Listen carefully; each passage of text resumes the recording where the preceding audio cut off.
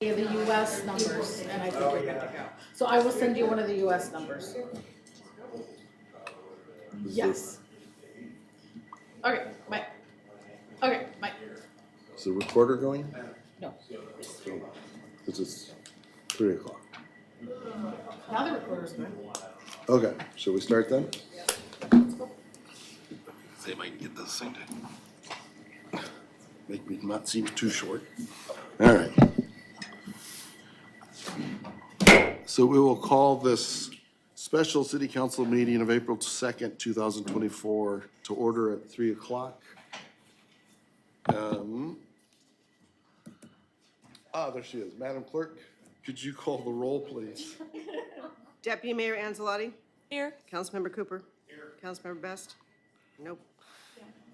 No. Councilmember Tudor? Here. Mayor Carrington? Here. Councilmember Moline? Here. Okay. Okay. And if everyone would like to stand and join me in the Pledge of Allegiance. I pledge allegiance to the flag of the United States of America and to the republic for which it stands, one nation, under God, indivisible, with liberty and justice for all.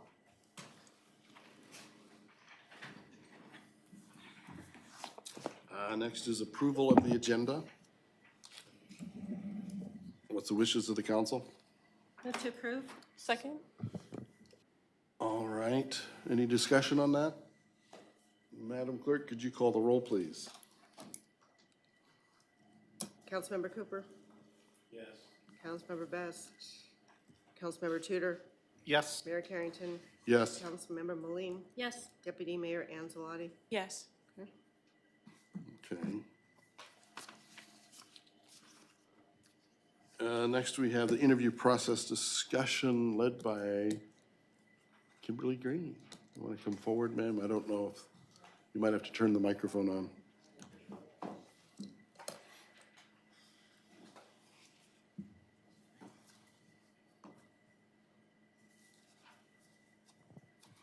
Can you hear me now? Oh, listen to that. So first I'm going to do is pass out your interview guidelines and your questions for each candidate. Thank you. So the way we've set it up, because we will have 3 individuals participating on Zoom, and the likelihood of someone getting seasick by switching cameras back and forth and trying to figure out who's asking questions, welcome, is to have the mayor ask the questions for the interviews. Now, if you want to ask follow-up questions, you are welcome to do so. Follow-up questions should be in the line of the original question asked. So, for example, if someone says, what is your experience in regards to budget? And the answer is, I've worked on budgets. Then your follow-up question could be, tell us specifically what you did on budgets, not something outlined like, what color car do you have, okay? You're going to make notes on your sheets. There's a place for each candidate should have a sheet. Put your name on those, and then score the candidates 1 through 5. You'll see the scoring definitions provided to you as well. Any notes on questions that the candidates answer, you can put on those sheets. Please make sure you do not include anything with regards to the protected class statuses that you'll see on your packet there. If a candidate says, I have 6 children and one of them is 4 years old, if you want to make some type of notation, you can just write family. Yes, sir. So that's the first page on top is kind of the no-fly list here? Yes, sir. Okay. Just to be clear. At the end of the process, I will be collecting all the packet information, all your questions and your answers and your scoring, and those are part of our retention file. So we will keep those going forward for our retention period. Does anybody have any questions? Go ahead, use your mic, please. So the questions that we have in front of us that you just passed out, is there any significant difference from the ones that you gave us that I have earlier? That you emailed. So I did receive one question from one council member, and that has been included. And then we had some verbiage changes that we received from an individual who essentially had the same questions, but we just liked the way that they were worded better. So almost all the same. Thank you. Councilman Tudor. Thank you, Mr. Mayor. So just, so I imagine that these are basically a public record, is that, or just employment file? They're just going into the recruitment file. Okay. They could be, if a candidate has a complaint about a claim, then those may be released if there was some type of litigation. Okay, got it, thank you. Any other questions? Any other questions for Kimberly? Can you Go ahead. repeat that, Mr.? I was just wondering if there's any other questions Oh. for our HR. Okay.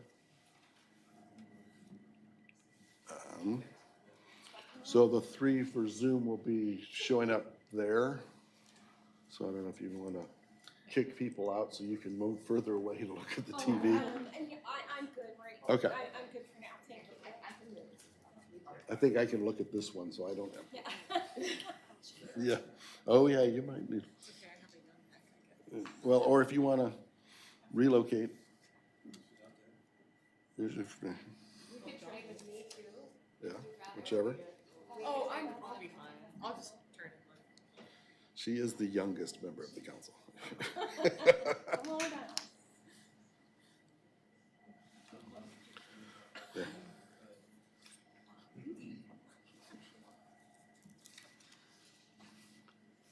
I just have them in the waiting room because we still have, they are there.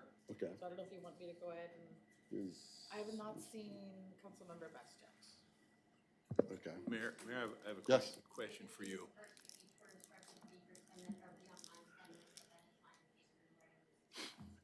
Okay. Councilman Cooper. Thank you.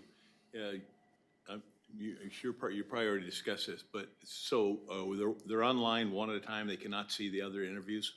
Or can they see them? They are not supposed to watch the other interviews. They've been instructed not to do so. Each one is in their own separate Zoom, so they cannot interact with each other. But they can see, If they're watching it on Big Cabot or listening to it, yes. Right. Because it's a public meeting, although they've been instructed.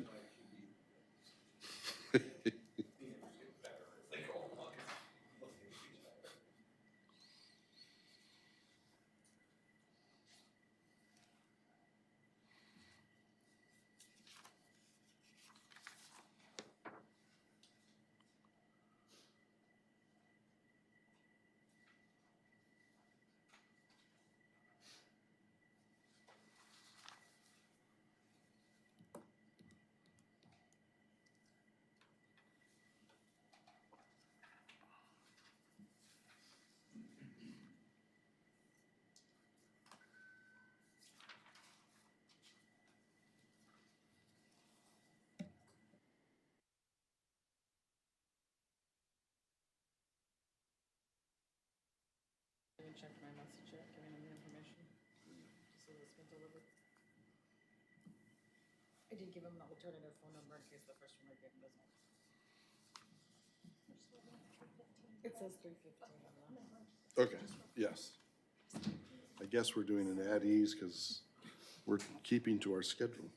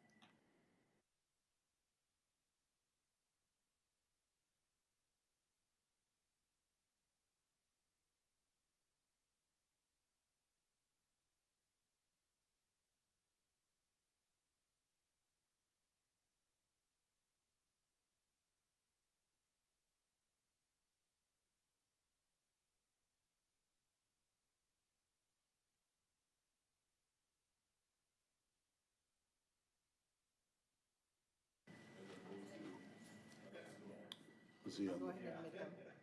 Admit him, okay. him. Okay, Councilman Best, can you hear us okay? Straighten my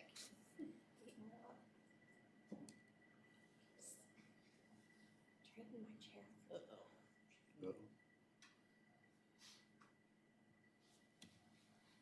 Are you there, Richard?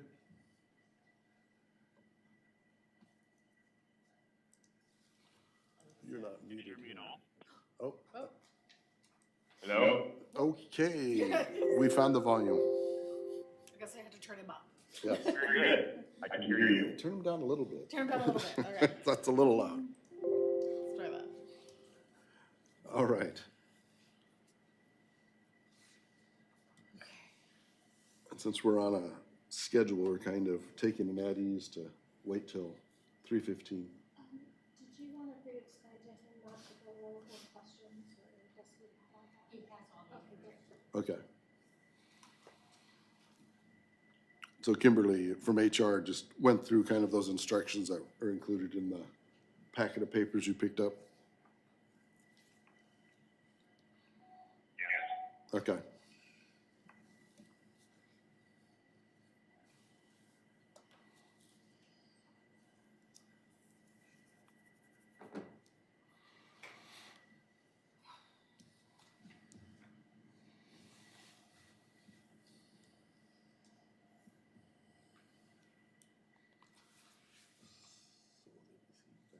They can see that.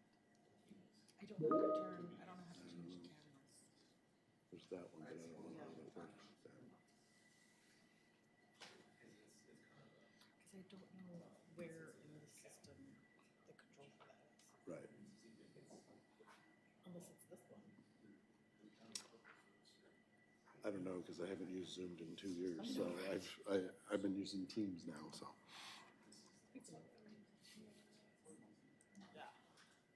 Nothing equates anymore.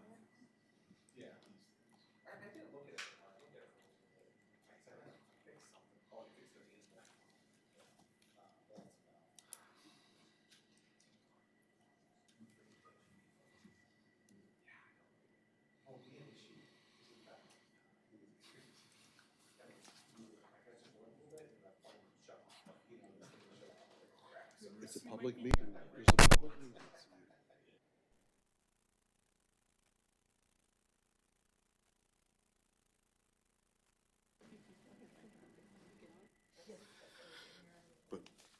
But we clear the room for this.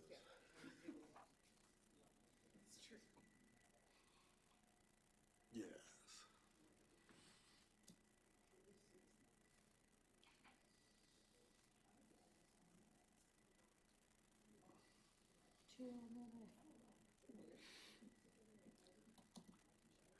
So those clocks are a minute apart? And that, well, I'm looking at this one. What's that? I got 67. 13. Okay.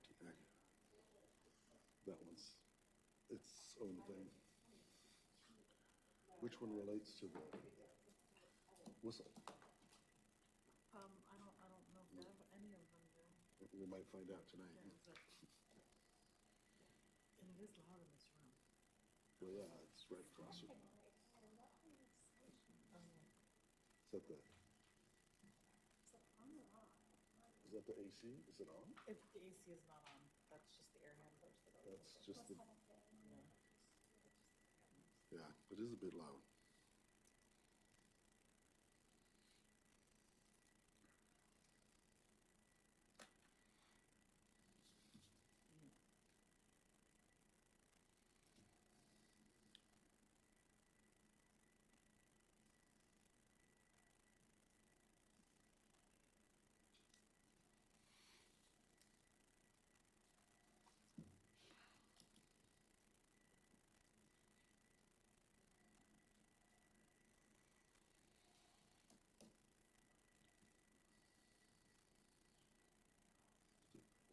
Shut me off, switch the thing on.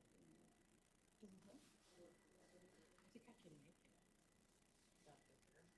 No, Oh, I don't care. I think when they come on, they'll become on. Okay. I think that's how I did the viewer. Okay. Yeah, that it should, the speaker should become the person.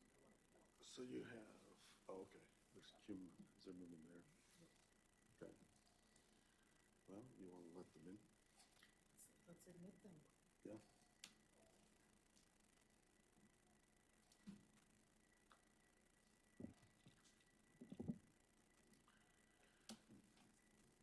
Greetings, I'm presuming this is Kim Zimmerman? Yes, it is. Good afternoon. Good afternoon, I'm Steve Carrington, Palmer Mayor, and I'm not not sure what all you, I guess you can see our audience. Yes, I can see it, yes. All right. So thank you for applying, and thank you for willing to have an interview with us. And I guess we can get right to it. Please take a few minutes and tell us about your work experience. Work experience, well, for 24 years active in the Army as a logistics officer, so I've been around the world, including Alaska, I was stationed there.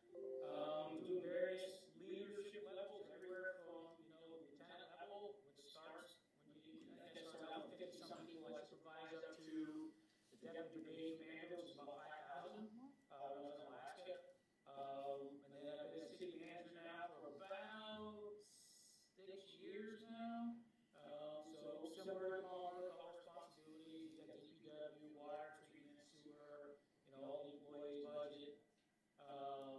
Pretty similar to most municipalities. And then I was the operations director for the private class housing in Allison Air Force Base, which is similar to being a city manager. You're responsible for all the housing, the utilities, keeping customers happy, those kind of things.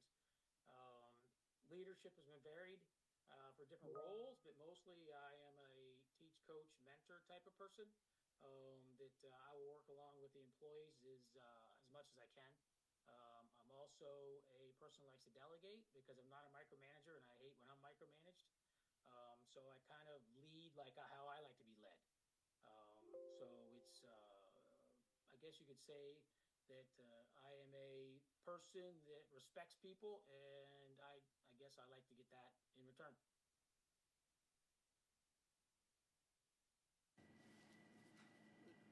Any follow-up questions for that question from the council? No? Okay.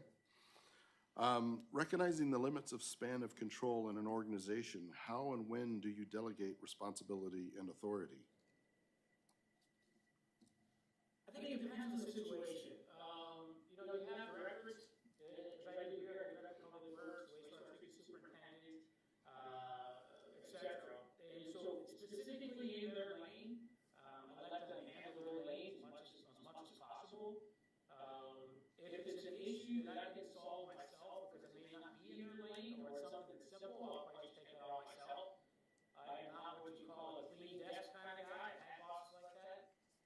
But you'll see my desk is not going to be clean because I do work. It is not an issue I delegate everything. In some cases I delegate because I know they got more knowledge than I have, and I'll get a better answer, or the team will get a better answer from those individuals. There might be an issue where I'm more versed in, and it might be better for me to answer. It's a case by case basis, I believe. I don't know if that's Is there any clarification questions from the council? Mr. Mayor, Yes. can we take a brief pause? It sounds like we have some issues with the Zoom for our external.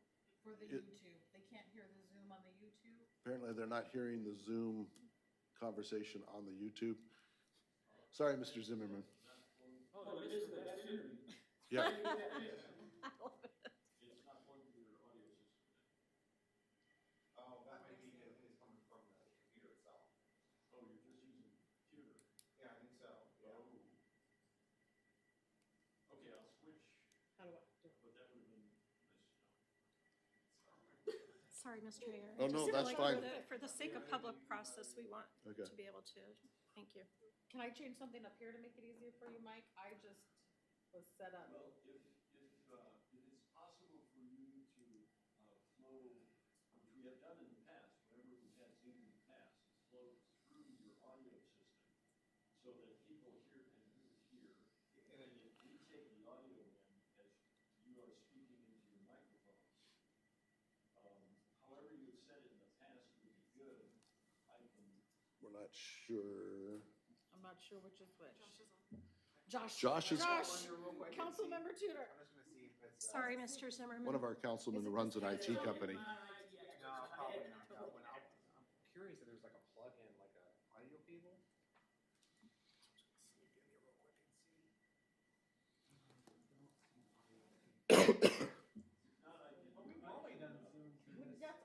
literally use of the just mic hit go. here is not as good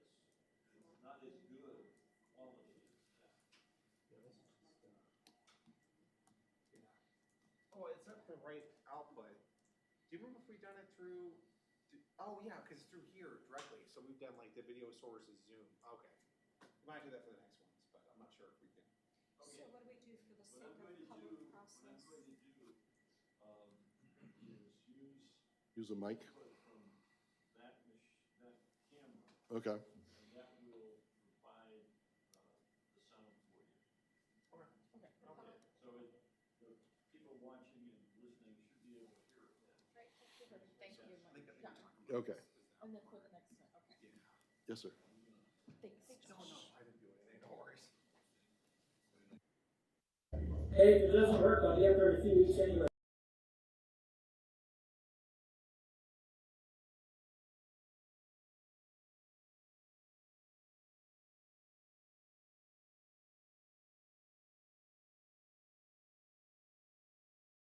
I suspect you're supposed to cram it into one of these hours.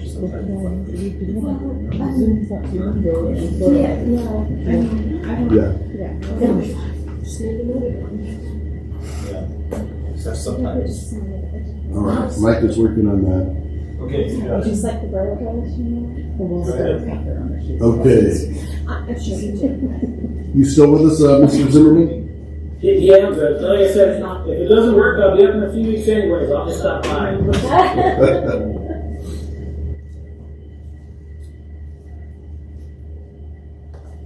Okay.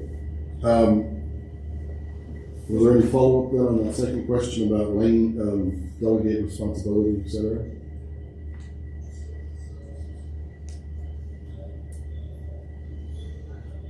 Okay.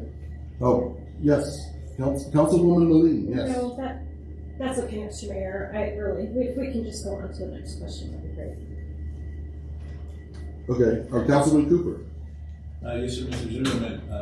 So what I understand you to believe in is you give people responsibility, and then you hold them accountable as well. Typically, what we did. Oh, yes. Two different measures. Monthly leadership meetings, weekly visits, in person. Yeah, everybody's held accountable, including myself. Thank you. Okay. All right. The next question is, what do you see as the role of city government in keeping the cost of government down while providing essential services to our citizens? That's a very good question. I'm facing the same challenges I have here at the city of managing. Inflation is killing us in a lot of areas. I just had a meeting with our Director of Community and Economic Development a couple weeks ago. And they said that there's numerous municipalities here in Pennsylvania that are going bankrupt just because of union contracts. The police department and some other areas. So it's very important for the leaders of the community, myself, council members, etc., that we fiscally manage everything to the best of our ability. Including, I was just texting one of my council members before I came on here about thinking outside the box, because everybody has to do that.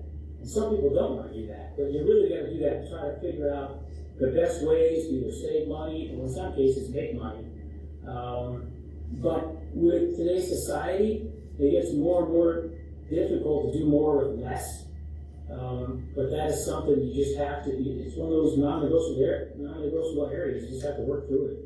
You have to plan. That's the biggest thing they do is plan for that. Whether it's raising taxes in one area and lowering them in another to save money, or just thinking outside the box.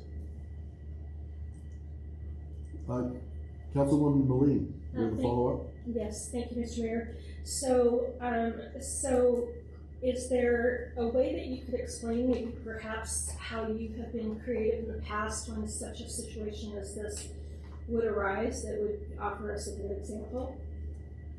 Yeah, I had an employee retire, and I don't know what he was, like $80,000 a year, $100,000 a year. But I had another employee that almost did the same thing. So we didn't need to hire somebody else because we had somebody who could do the job and it wasn't a problem. Our cell phones, we used to use Verizon, I put those out for bid, we switched to T-Mobile and saved like $3,000 a month. There's numerous things that we've done, putting things out for bid, to save money. One thing I'm trying to do now is try to upgrade our software program, because right now our software programs for payroll and HR for treasurer is costing us $30,000 a year, but there's a new software program out there that is even better, and it's only $10,000 a year. But it's just fighting certain people to get that passed because they're in love with that program, even though it costs so much. But that's what you do. You gotta look at all the expenses and decide if there is another approach to using something else, or maybe minimizing something to still get the same results. Thank you. Any other follow-up? Okay, next, describe a challenging situation you faced in a previous role as manager and how you successfully resolved it. Recycling. I know you don't have recycling up in Alaska, but that was a huge thing. I had one city manager job that you have people that love recycling. It saves nature basically, but it wasn't mandatory. In Pennsylvania, if you're a town of less than 5,000, you don't have to recycle. If it's over 5,000, it's mandatory. Well, that town was like 4,500, and so I ended up doing a study for a year where I had the recycling company, keep track of everybody in town to recycle. Make a long story short, only 20% of the residents were recycling. It was costing the borough $57,000 a year just to recycle. Now the solution was to raise the bill at $2 a month. Yeah, $2 a month per person, but they didn't want anything to do with that, so the council made the decision to get rid of recycling. Save $50,000 a year. Same with the parking meters. Same thing. I conducted a study for a year and ended up saving money by getting rid of the parking meters because it cost them more to manage, maintain, and operate those parking meters than what we were making. It's a lot of it takes time and research and effort, but it could be well worth it in the end.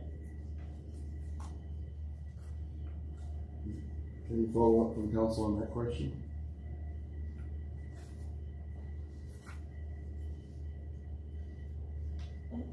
I'm seeing people write as well. Yeah, so. sorry. Oh, go ahead. Give me just a minute. Just explaining for Mr. Zimmerman, Yeah. we didn't fall asleep. We're writing. Oh no, that's fine. I get it. It's all good. It's just a matter. You got to pay attention. The thing is, you can't get complacent. You have to be proactive on this stuff. You have to want to look. You have to want to find stuff because sometimes stuff is buried in files from the past or people have been there for 20 years. And I had an issue today where a guy came to me complaining about an issue he's trying to develop his property in town for 10 years now, and the borough had escrow on his development of like $10,000. And he came to see me today, and heck, I made like 2 emails and talked to 2 people. And he said I've done more for him in today than they've done in 10 years. So it's just a matter of digging things and wanting to help and wanting to find solutions, wanting to find savings. If you want to find the savings, you'll find them one way or another. Councilwoman Malini. Thank you, Mr. Mayor. Thank you, Mr. Mayor. So, Mr. Zimmerman, it sounds like you're familiar with remediation as well as like service recovery, for lack of a better term, and parsing out the overall financial implications and needs with certain initiatives and whatnot. Have you been successful with anything in the past that has been slightly controversial in the community? Well, recycling is always controversial. I guarantee that's one of them. So one of the things that's controversial right now is pool, community pool. We're in the process of opening that up in the summer, but that loses about $100,000 a year. And that's always very controversial. Like I said, I had a meeting with the state reps about a week or 2 ago, and they said the fastest way to political suicide in Pennsylvania is to close your public pool, even though you lose $100,000 a year. So some things can't be avoided. It's just kind of the way that society is now. But I'm not sure I answered your question, so I'm not afraid to ask questions. I'm not afraid to say I don't know if the councilman asked me a question. Did I answer it, or is there something specific you'd I like me think, to address? I think that's fair. I think that's a fair answer. Thank you. Okay, all right. Oh, yes, Councilman Tudor. So to kind of follow up on this, with challenging situations you've dealt with, have you ever had a situation where you were hoping to change the way something was done, but had pushback from maybe like a subordinates or the members of the community? You can explain like how you handled that? I got a case right now. In the borough, everywhere I've lived around the world, you pay, say, a monthly bill or quarterly bill for garbage. Put your garbage out, they pick it up, it's gone. You know, you put 1 bag out or 5 bags, it's usually gone. This borough, for some reason, is stuck on the fact of making people pay tags. Various tags, various costs, plus the quarterly fee. And I'm sorry, in my mind, I can't wrap my head around that, because you can still get the revenue by just having a flat rate versus having the citizens come in and us having to buy stickers and mail stickers, and people get our weight because of, you know, borough being closed when they need to get their trash picked up the next day. But it's a challenge to move forward with like a flat rate, because I have my DPW, who's a great guy, super great guy. He is hell-bent on keeping the stickers because he thinks it makes the borough money. But I know when you do the math, there's other ways to make money. But he has a couple councilmen on our side, been on council for a long time. So if they want to do that and continue to do that, by all means they can. But I know there's not very many people in town who want to continue it. But it is one of those challenging things where how do you get past it if it doesn't get past council? So.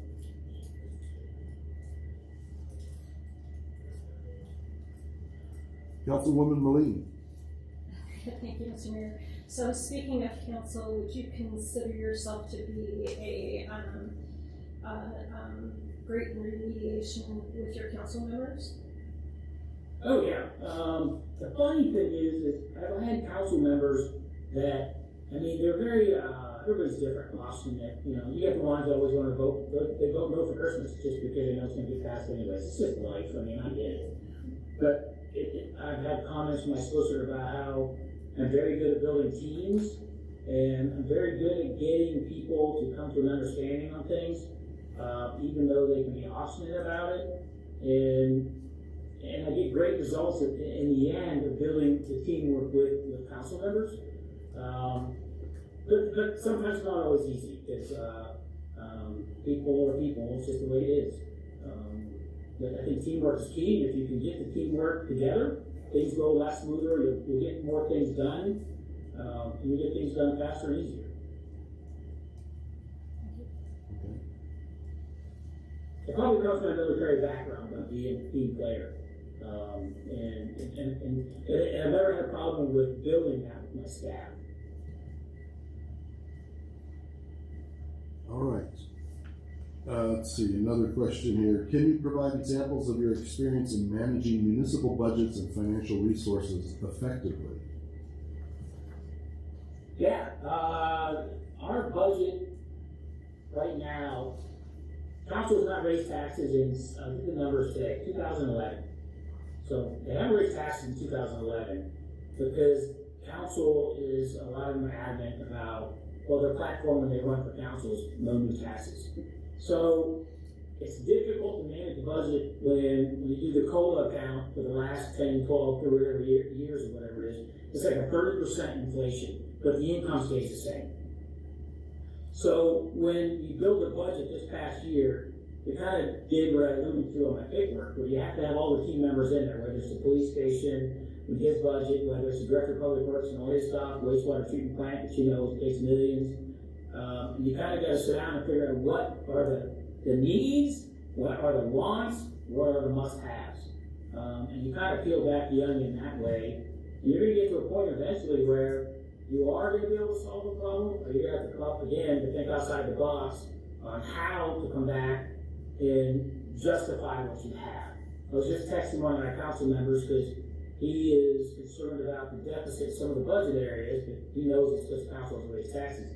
But I told him, you can transfer money from the general fund to say wastewater collections, and once you raise the rates and wastewater collections come back, then you just annotate it in the budget, and then you retransfer back in the general fund, so it's taken care of. But he was surprised you could do that. But like I said, you just gotta kind of think about ways to make things work, especially in a budget. Budget's fluid, but probably one of the main things, and it's actually the most important person in society is the budget person, the treasurer's got the money, But when you talk about budget, it's also, it's not finite in a way, and the way it is, but sometimes it isn't, if that makes sense. Because it's fluid and you're gonna have money inflow, but also you're gonna have unexpected expenses. Like we just got fined by DEP today because we had like 4 inches of rain in the last 2 days and some of our manholes were overflowing, but that's something that's going on for 10 years here trying to get fixed. So, but I get it on the budget. Any follow-up questions from the council on it?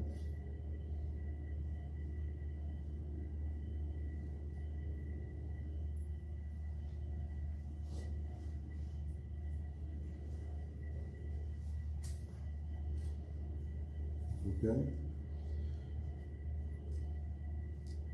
Next question.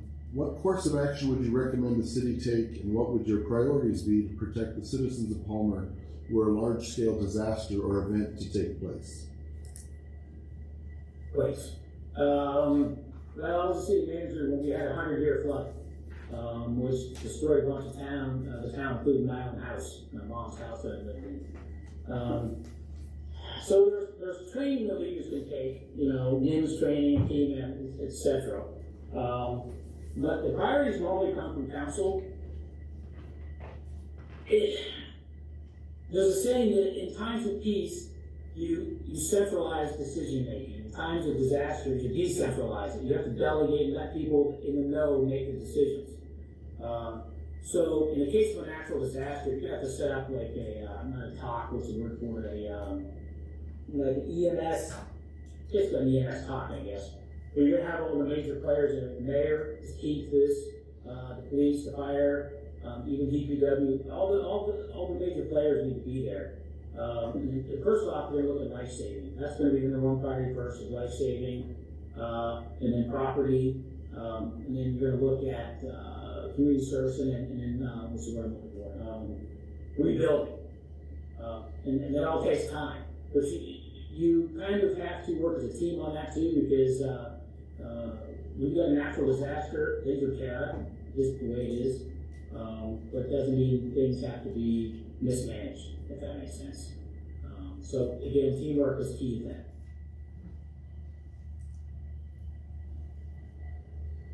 You got the government entities, like the Corps of Engineers is going to be part of some of this. You got the state diplomats, because if you get a natural disaster, the first people that want to come knocking on your door is the state politicians, so they can get their picture in paper, no offense. They do that, I know that from living it, but they want to go to the houses and see everything and stuff, and then they'll try to come up with aid for the town, municipality, for the citizens, etc. You got to work with them on that as well. Any follow-up questions from the council? Councilman Cooper. During your 100-year flood, did you have an opportunity to work with FEMA? No, because FEMA, Pennsylvania Emergency Management Agency, took it over. FEMA came in, that's a good question. FEMA came in, but basically dealt with the loans. They didn't come in to help with the reconstruction. They left the loan at the size that it was for the state of Pennsylvania to handle. The federal politicians and stuff came in, but FEMA only came in to offer the grants and the loans and stuff that they do after that kind of event. I see where you're coming from. You would think FEMA would come in, but they left it alone at the FEMA level because I guess the state of Pennsylvania can handle it.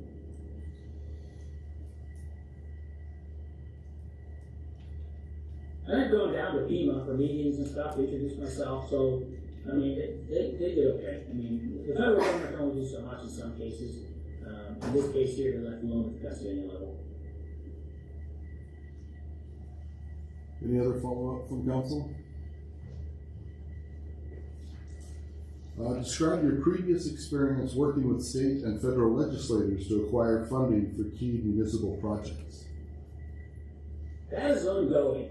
We just applied for a grant for our digester, wastewater treatment plant, basically died almost 2 years ago.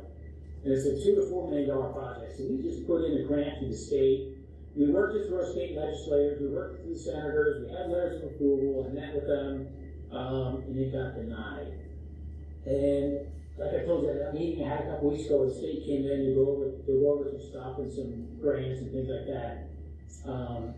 We talked about that, and they said that one of the reasons it could have been denied was because the state politicians had other priorities. Even though they gave us their support on it, they probably had some other priorities for the money. But yes, I've worked with them numerous times in the past, but it's kind of hit or miss with them. But in that respect, you have to see them, you have to talk to them, you have to know you're there. You got to meet with them, and you got to respond to them too. The worst thing you do is not respond to a politician. And in the big picture of things, having them know who you are is very important. Any follow-up on that? Unless it says something funny. Yeah, your candor is entertaining. So, one of the things I always ask people, during my interviews, when I ask people, I always say, give me one word to describe yourself, And I always get like 5 words. It's like the hardest thing you can ask somebody is give me one word to describe yourself. And in 3 years, I only had one person give the answer I would say is honesty. I'm honest. Go ahead, I'm honest. And so it amazes me they come up with all these things and only one person's ever said they're honest. You'll find out I'm very honest on things. Not in a bad way, it's honest. Yeah. All right, another question. What is your experience with enterprise funds?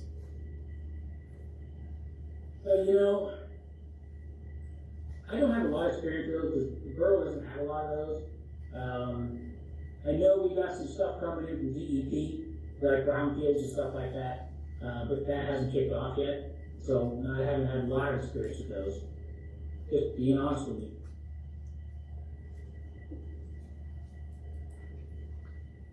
Any follow-up questions from council on that? Councilman Cooper? I can make something up if you want. This is probably just for you, Mayor. I think we need to explain, what we have, what we consider our enterprise funds, which is what he deals with as well, the sewer and water treatment plant, which is an enterprise fund for us. He might not have it as an enterprise fund, but I think we need to, explain what our enterprise funds are. So yeah, because we don't call that enterprise funds. Ours are like state and that kind of stuff, money. Yeah, I'm trying to remember how many enterprise funds we have. 5. Okay. We've got our finance person in the back of the room to give me hand signals. All right, so you want to talk about, like wastewater treatment plant, that kind of stuff? I think Councilman Cooper was just, wanting to comment that the way ours are set up, our wastewater treatment plant is the water separate? No, it's joined now. So we have an airport. We have airport as an enterprise fund. The golf course is an enterprise fund. I'm surprised water is tied in with wastewater treatment. They're usually 2 separate funds. And even in wastewater treatment, you're going to have collections and other stuff. They used to be, but they're not joined. I don't remember what the other 2 are. There's a land fund. We did control the water for the town when I first took this position 3 years ago. But when I got here, they were in the process of selling that authority to the county. So we lost that. But we got the wastewater treatment plant, that's left. But that's a situation now where we control the wastewater treatment plant with 2 other municipalities around us, and we control it. And we have what's called the 1982 intermunicipal agreement that I swear to God, I'm going to ask the only borough manager that's ever read that thing. Because we are in a world of hurt, because they never updated that thing from 1982. Even the finance numbers in there. So I already got a lawyer firm in our engineer department working on the revamping that 1982 agreement to get it brought up into the current century. Because even in there, they're looking at numbers from 1982 that we have to keep. It was $160,000 in the capital reserve fund, but that's over $500,000 now. But when you talk to the surrounding municipalities, they're like, oh no, we only have to 160. So I'm in the process of, let's just say, modernizing that. All right. I mean, what I mean by that is that's 6 borough managers in 5 years. I set a record. I've been here 3 years. So, that's why, because they don't research and they don't dig into things, and they weren't proactive, so. Anyways.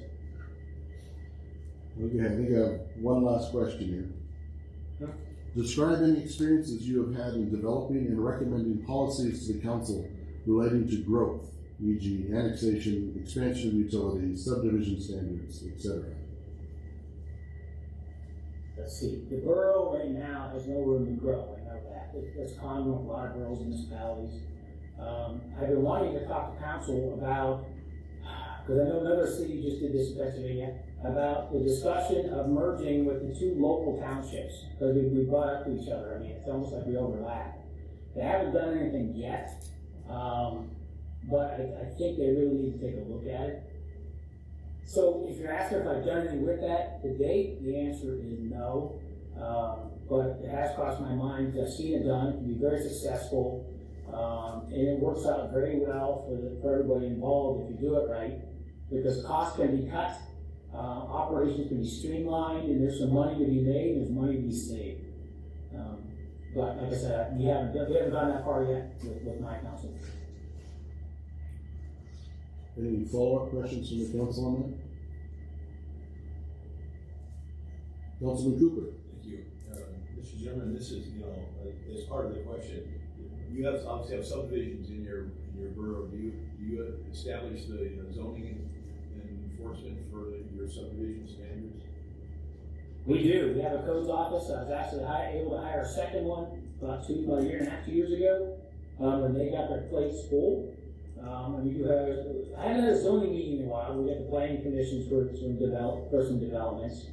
And that also goes with the 1982 agreement, because we've had some developments go in around us that we lost a ton of money on because our codes and agreement were not kept up to date. It's a challenge, but yes, we do it, but probably not a huge expense that you're thinking. But we do have codes and stuff, and it's a challenge. Let me tell you, Blight is a challenge. Councilwoman Malini. Thank you, Mr. Mayor. So, Mr. Zimmerman, I know that you said you worked kind of with the thought process of annexation, a little bit of experience at just kind of looking at it and the need.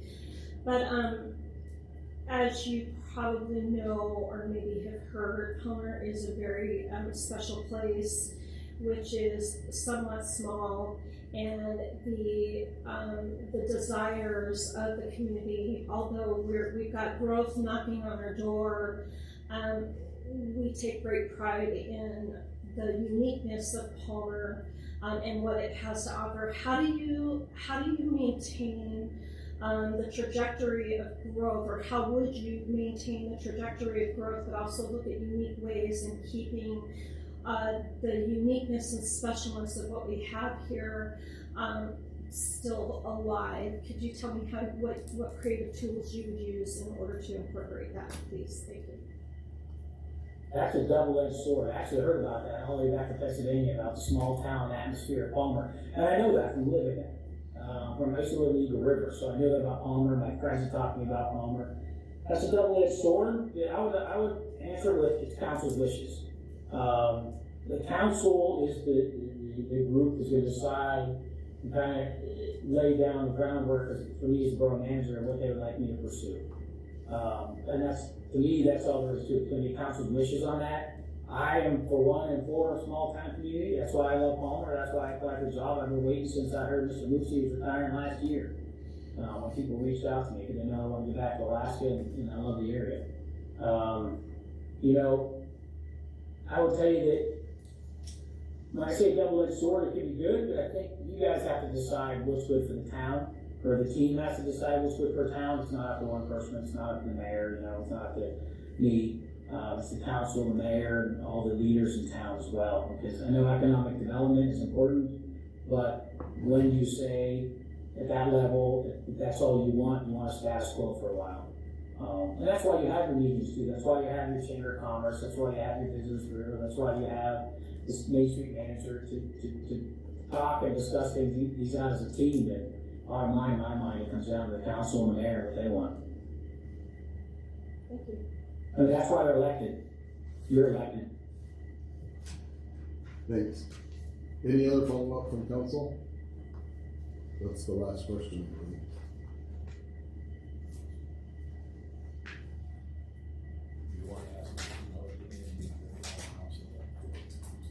I'm an open book. Well- I tell the people interviewing, you can ask any question you want. Hopefully the HR director won't give me the evil eye here, but is there anything you want to add to your interview? Oh, no, I ask my people that all the time too. You know, I really appreciate this opportunity. I know I probably got a 20% chance or less. I get that because when you got 5 applicants, well, there's 20%, but then you got people that are already in Alaska that have vast experience, you know, so you got to take that into account. But, you know, we love Alaska. We want to come back there. We've been dying to come back. I asked my wife, I said, what if they say I got to start next week? She said, you better get on a plane. I'll meet you up there next year. So, we do want to get there. And my wife wants to get back really bad. And, you know, we just love the area. I mean, I got friends there in town. In fact, one of the guys I served with is one of your employees. And he's from a hometown about 30 miles from where I grew up, here. But no, I don't have anything to ask. I just want to tell you that I am honest. You're going to get a hardworking guy. You know, I complete the mission according to getting it done, not because it's 40 hours like some people I know. That's not the way I work. I've been brought up that when you're on a salary, you got to get the job done. You know, but there's room to play later on. But no, I don't have anything else. Thanks for letting me chat. Well, thank you very much, Mr. Zimmerman.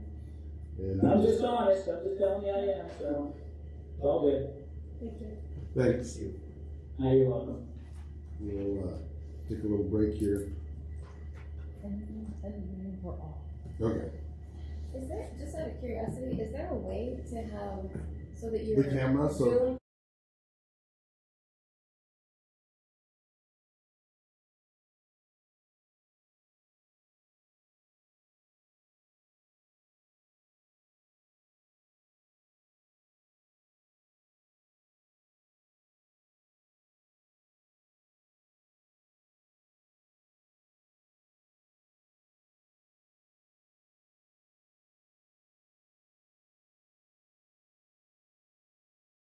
I don't remember if it was Zoom or Clark's PC. I'm like, I remember.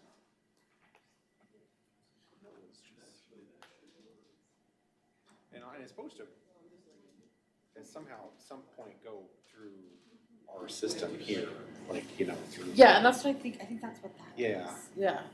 So let me join with computer audio, I guess. Wait a minute. And then we'll leave Randy there. Really,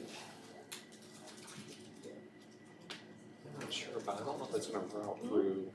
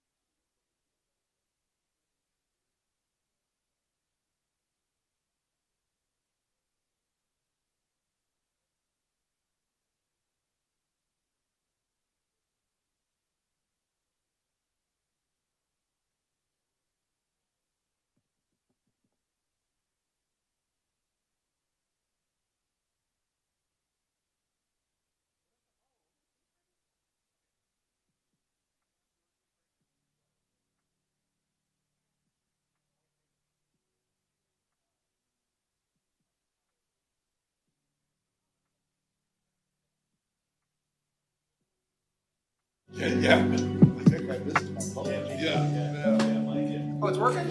Hey! Oh, that's good. So the Zoom should work through that too then. It's all the same audio output. Whose is this? I don't know. I'll steal it. Looks pretty cool. Is this yours? No, I don't know. I just- All right. Who's next? We have Randy Roberts. She's checking the YouTube live feed to see if we can. Yeah. But so far, Mike's giving a thumbs up, so we got it. Yeah, sweet, awesome. We'll Cool. close that out. All right. And more lo-fi beats there. Yeah.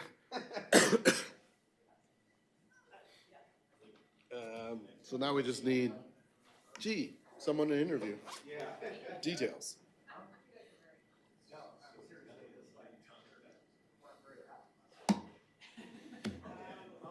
Ugh.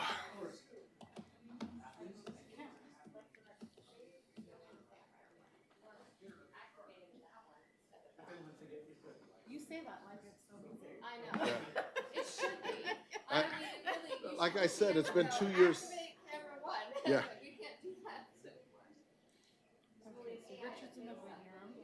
Is Richard in? Yep.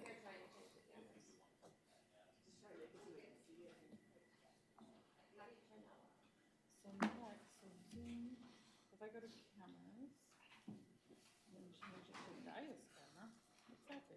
Anything? I don't know. Oh, Oh, there you go. Bob dropped off. Genius.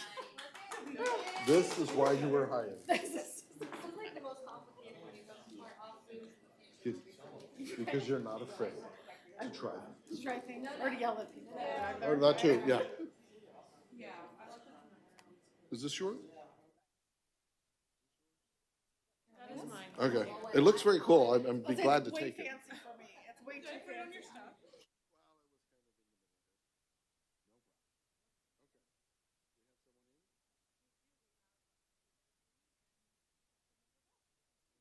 Well, it's 4 o'clock. 4:01, actually.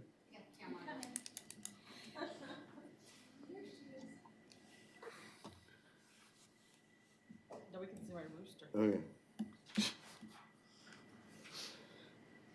All right. Ready to go. Okay, so we're off mute, start, are we ready? I think so. Submit Mr. Councilmember Best. And the interview. Councilman Best, you can hear us?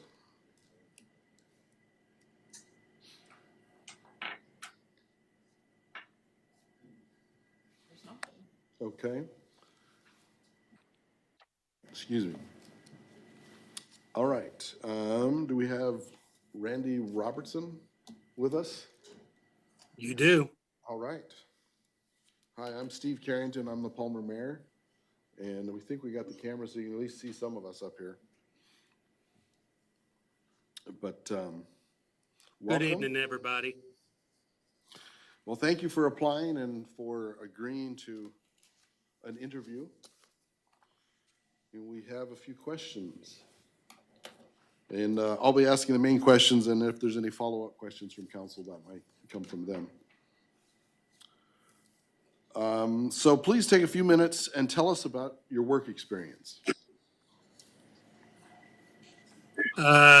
You have my resume in front of you, if you've seen it. So the elevator speech to that is 30 years with the United States Army. Retired in 05, so been out a little while. Last two duty assignments, I think, were right on point as it relates to municipal work. Both of them were running large military communities, one overseas when the war started. It was in Germany, with installations all over Western Europe. Thousands and thousands of people. So water, sewer, hospitals, schools, police, fire, the whole gamut of municipal management. And then the last assignment was at Chief of Staff out at White Sands Missile Range. White Sands is, if you're not familiar with it, it's the largest military installation in the United States geographically. At the time, we had about 8,000 to 9,000 civilians. There's a bumper sticker out there that says my father is truly a rocket scientist, so everyone had that except me. I was not the rocket scientist.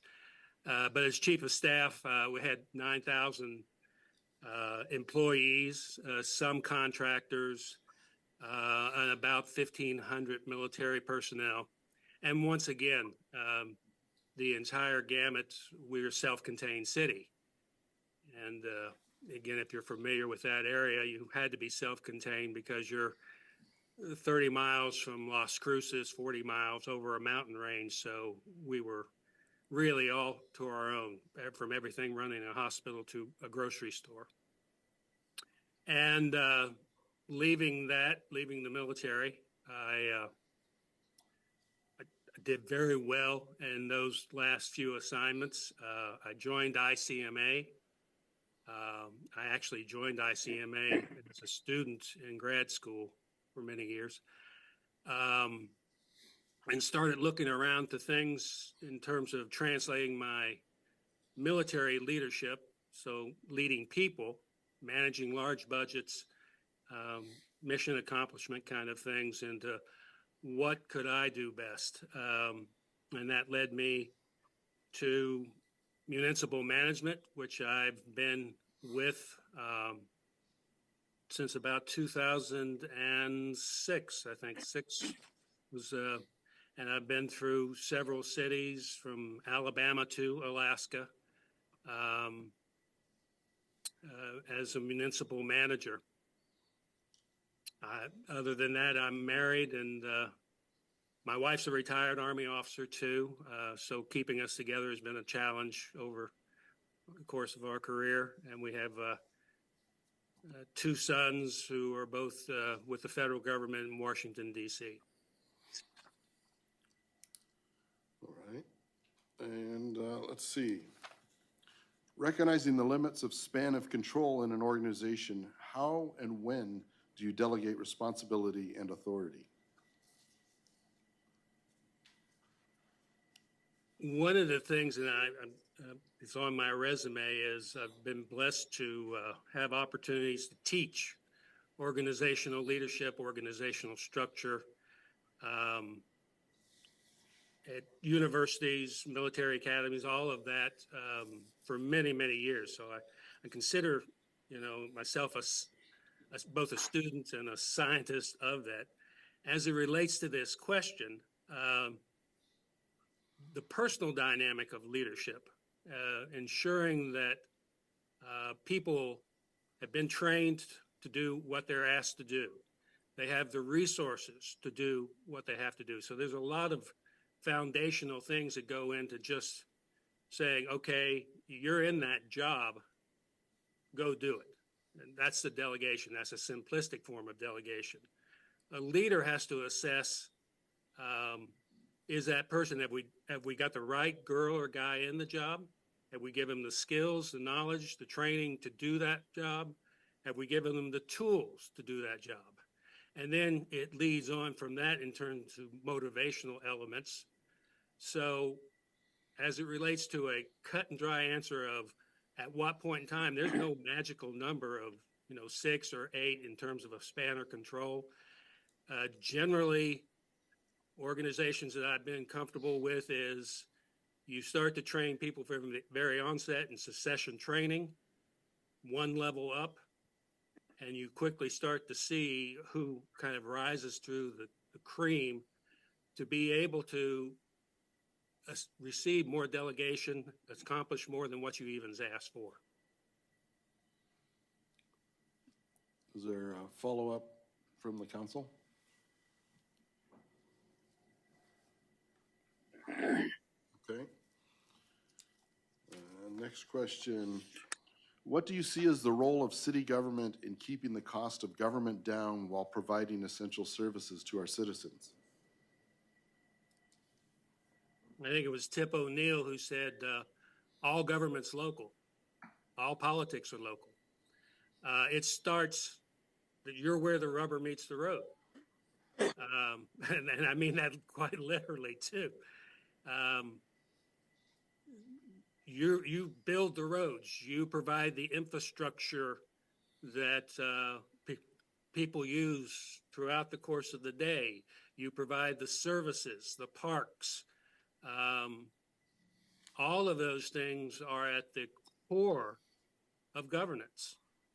And then it certainly filters up to state, local, and national. So as it relates to local governance, it begins with you all. You are the closest element that the citizens elect to do their bidding. And therefore, as your manager, she or he are responsible for, as the job indicated and the announcement said, is looking for a personable leader with proven skills and experiences who can do that. And that's, I believe, not only your search tonight, but why I think I have the skill sets that would be extremely valuable to Palmer. Is there any follow-up questions from council on that one? Council. I must be doing well. Thanks, guys. Councilwoman Moline. Thank you, Mr. Mayor. Hello, Mr. Robertson. Thank you for Hi. Thank you for being here and answering our questions. I want to dive a little bit deeper into that question as far as control, the span of control within an organization and how and when you delegate responsibility and authority. When we talk about that, sometimes, we have micromanagers, and then we have people who, have a natural, talent towards effective leadership within your ranks. How do you manage the different personalities, and how do you promote within those natural born leaders within the organization? Can you speak a little bit about that? I'll try, ma'am. There are some in your organization, and you know who they are. You soon develop a sense within a matter of a short period of time. You can turn them loose. Not only have they accomplished well what you've asked them to do, but they're also expanding to use an old metaphor, they're kind of pushing the envelope. What else? Where else can we go with this? There's a book out, Jim Collins, Dr. Jim Collins. He's an organizational theorist down at North Carolina, and he wrote a book that I think it just should be any leader, Good to Great, and you may have read it. I like to apply the maxims that are in Good to Great as it relates to people the same way. You start with the perception in terms of your delegation that you want to be at work. When you wake up in the morning and you're in front of that mirror, you're getting ready to come to work. If you work for me, I want you to be excited about being there that day. I want you to be looking forward, not thinking about, oh, I've got this problem and that problem, but what challenges you got to do? What accomplishments can you make? How can you be value added? And by no means, I don't mean to, make it sound like a panacea, but it doesn't happen every day. But good leaders empower their people with that kind of premise that that's how they want to be treated. Now, the others, the converse side you mentioned, the ones that aren't setting the world on fire, I think the fellow who ran General Electric talked about the great mass, the 80 percentile. There's the top 10%, And there's a 80%, and then there's a bottom 10%. And his goal was to get rid of the bottom 10%, but the 80% that's in that middle, your job as a leader is to empower them, because they're the ones that are getting the work done. They're the quiet soldiers, seek no glory. They may not go out and look for a whole lot more to do sometimes, but that is the core of most organizations. And I think, you can debate the percentages, but you'll find that standard across the board. So the goal, my goal, my leaders' goals, how do we look for that great mass and empower them so they are performing to the best of their ability? I hope I answered your question. You did. Thank you so much. Thanks. Next, we have describe a challenging situation you faced in a previous role as a manager and how you successfully resolved it.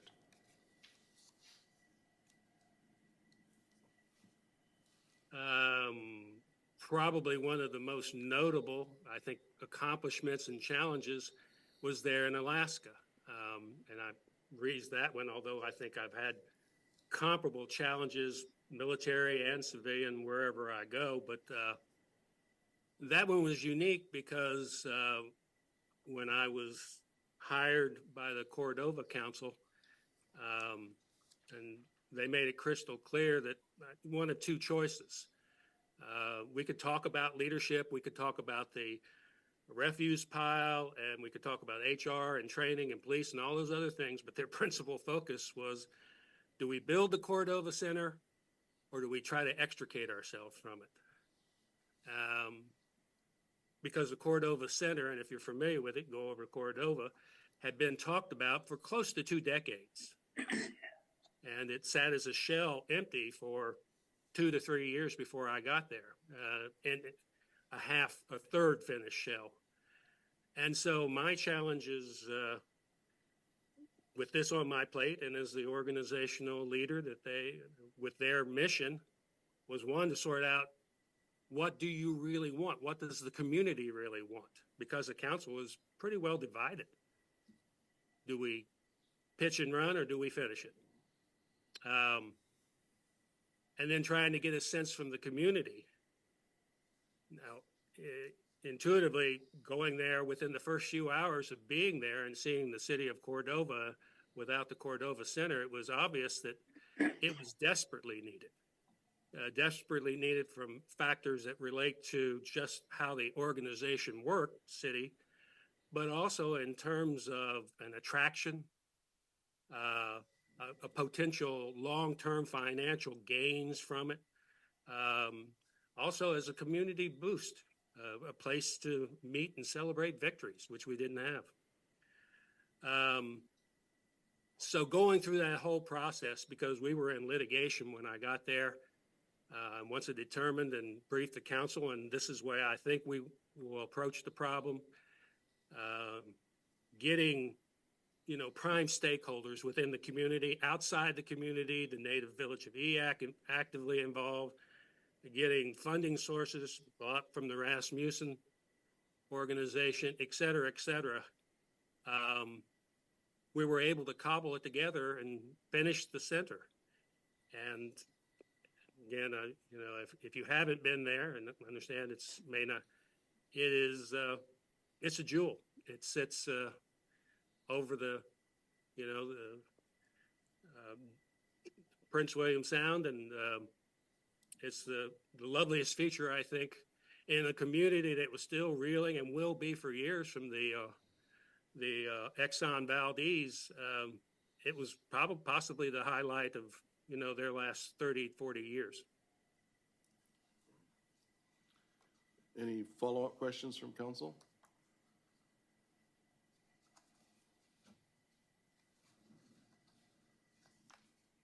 Okay.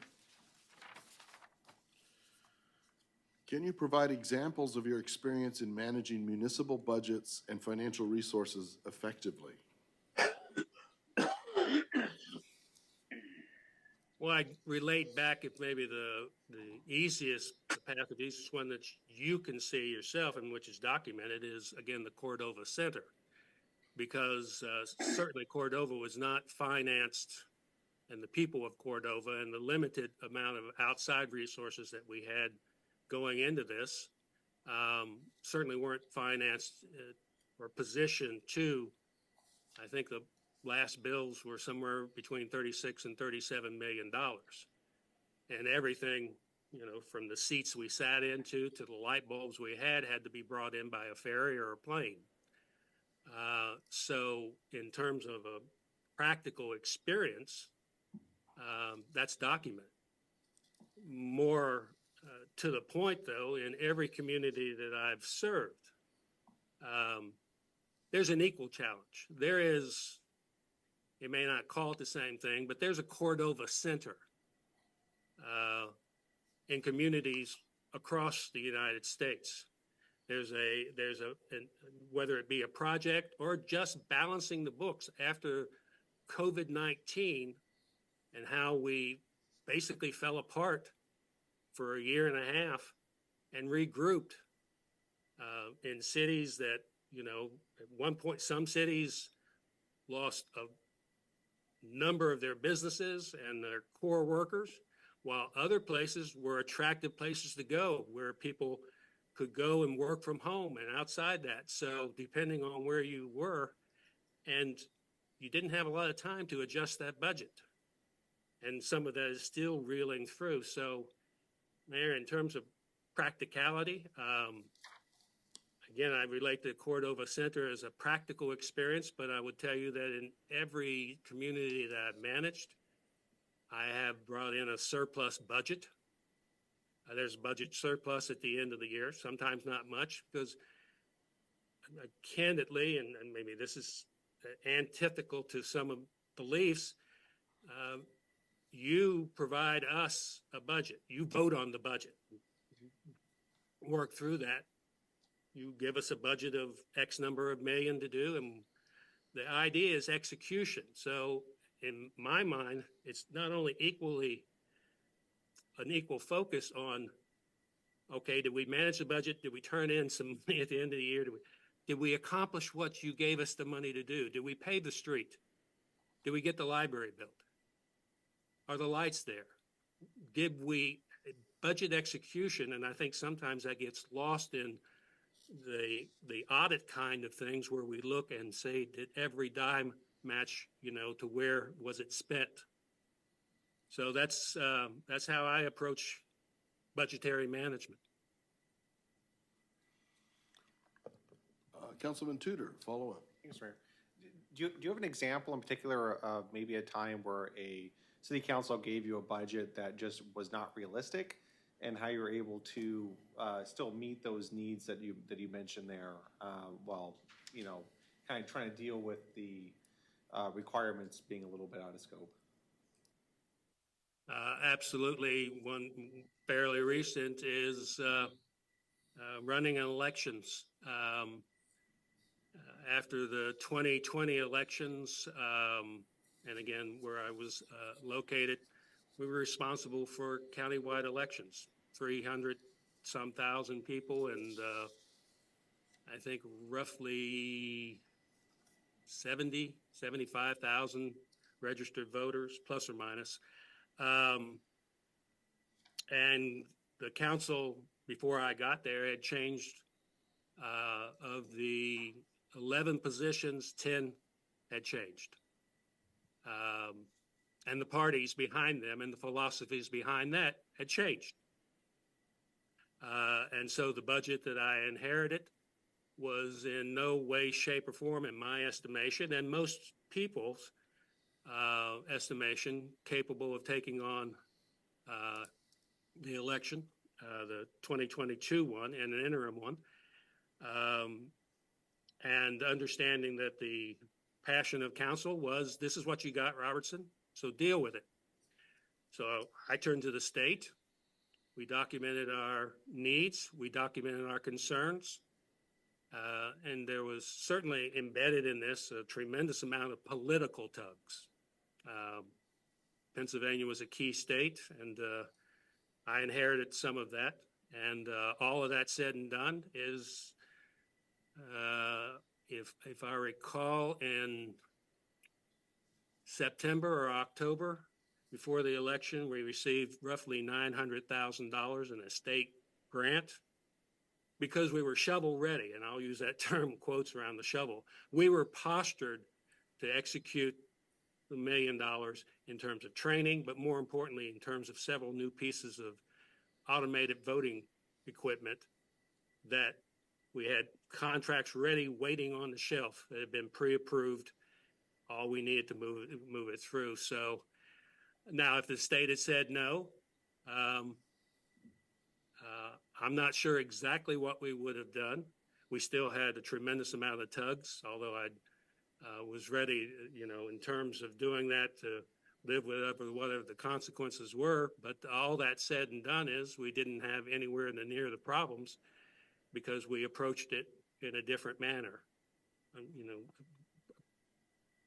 Much like a university president in this day and age, the principal job is raising money. It's not education sometimes, it's raising that endowment. One of the principal jobs of the city manager, the county manager, any manager out there, not only is looking how to lead the organization, but look at how we can gather resources to accomplish the mission we have, certainly in this era of unpredictable budgets.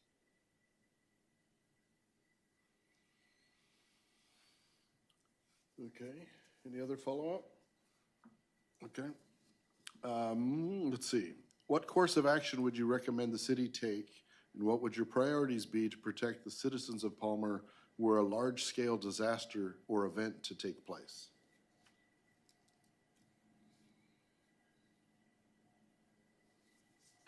I think possibly it's just inherited from my time in the military, but certainly I've done a lot of it. I was fortunate enough while in Cordova, I was picked up by Homeland Defense, FEMA, to go to Emmitsburg for over the course of a year for several times to attend the senior executive FEMA program. And I tell you that only in the context is when I finished, and this was 7 years ago, something like that, I was like one of 5 city managers in the United States who had that level of FEMA training.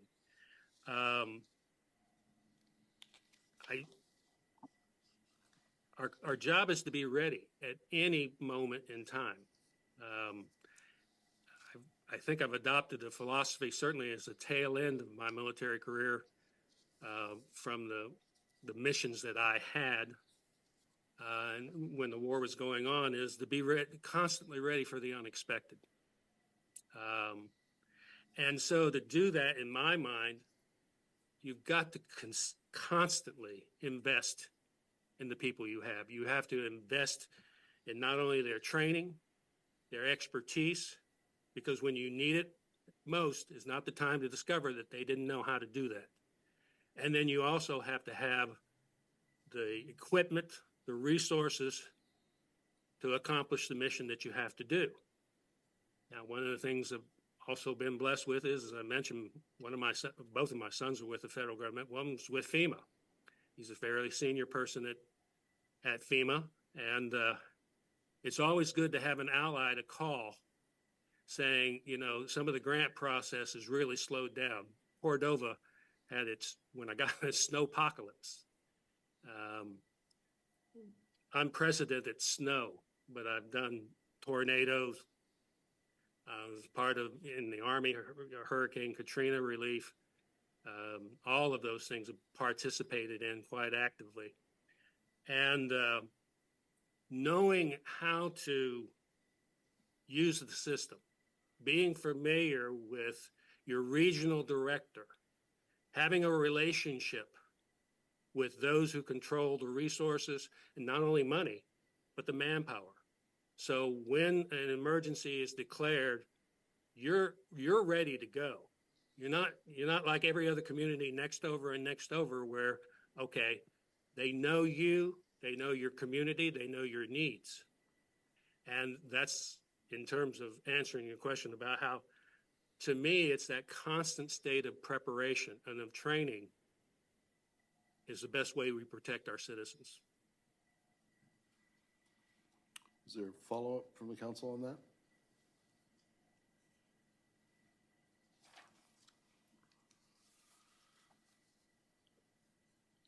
Describe your previous experience working with state and federal legislators to acquire funding for key municipal projects.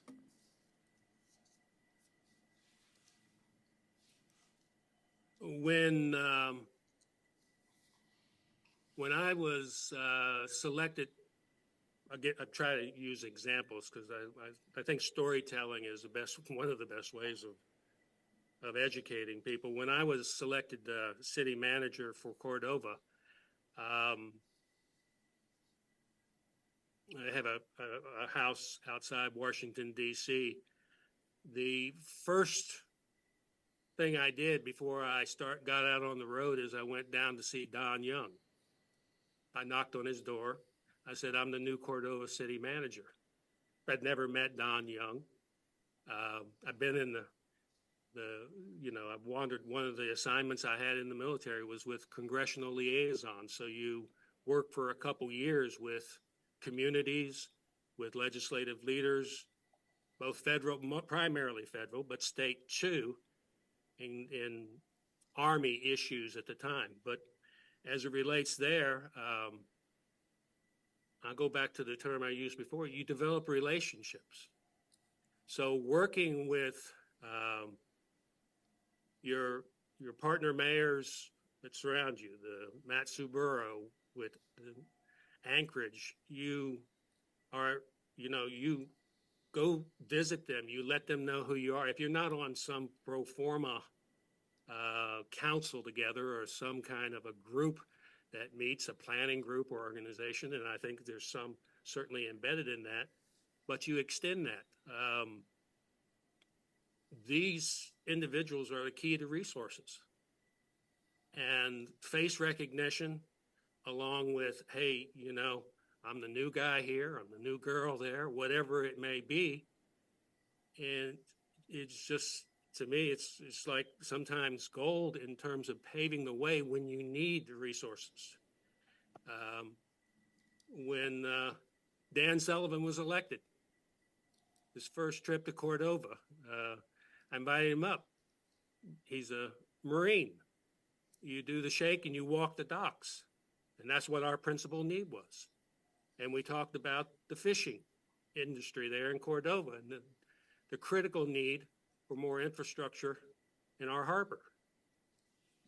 Well, that wouldn't have happened if we didn't, in my opinion, it wouldn't have happened if Dan didn't know before I got there, because I invited him up saying, Dan, I know you got a busy thing, but when you can, come to Cordova. I've got an Army coin for you. You can give me a Marine one, whatever it may take, but you start to develop relationships.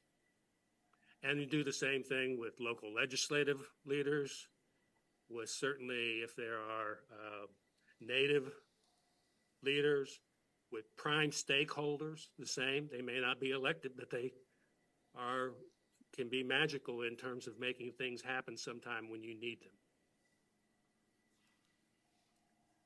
Is there a follow-up from the council on that?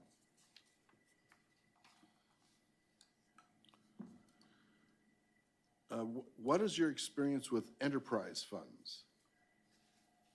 I don't know if I should mention we have different enterprise funds, but that includes our water and sewer as an enterprise fund, our airport as an enterprise fund, our golf course as an enterprise fund. We have like 5, I think, total.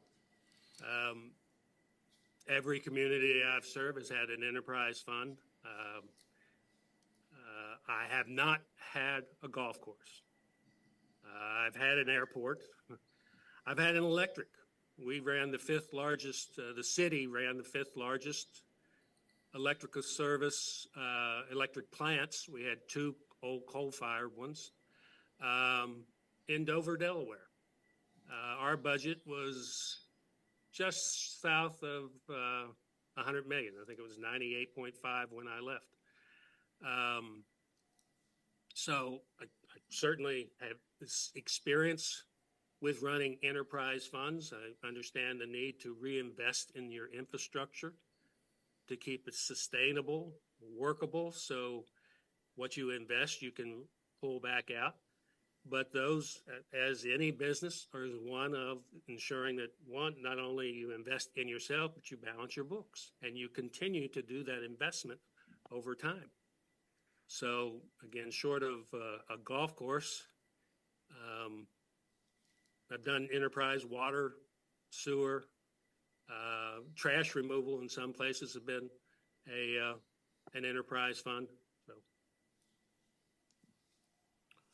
Is there any follow-up from council?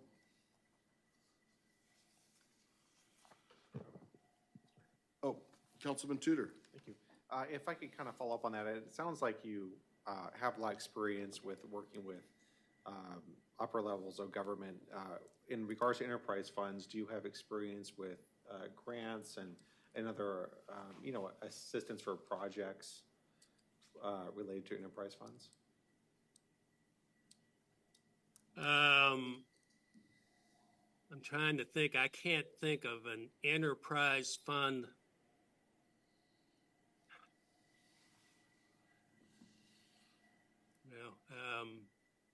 We got, it was kind of it wasn't an enterprise. Certainly my police force in one city, we were able to pursue a COPS grant and got it with the long arms of investing in a police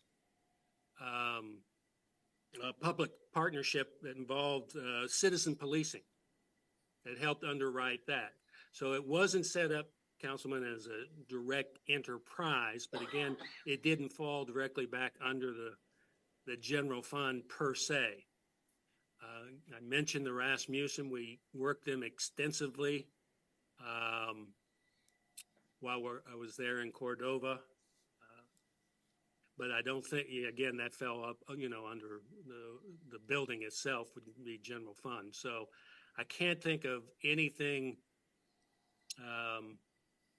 on the enterprise level offhand that dealt with, grants that exclusively helped underwrite those.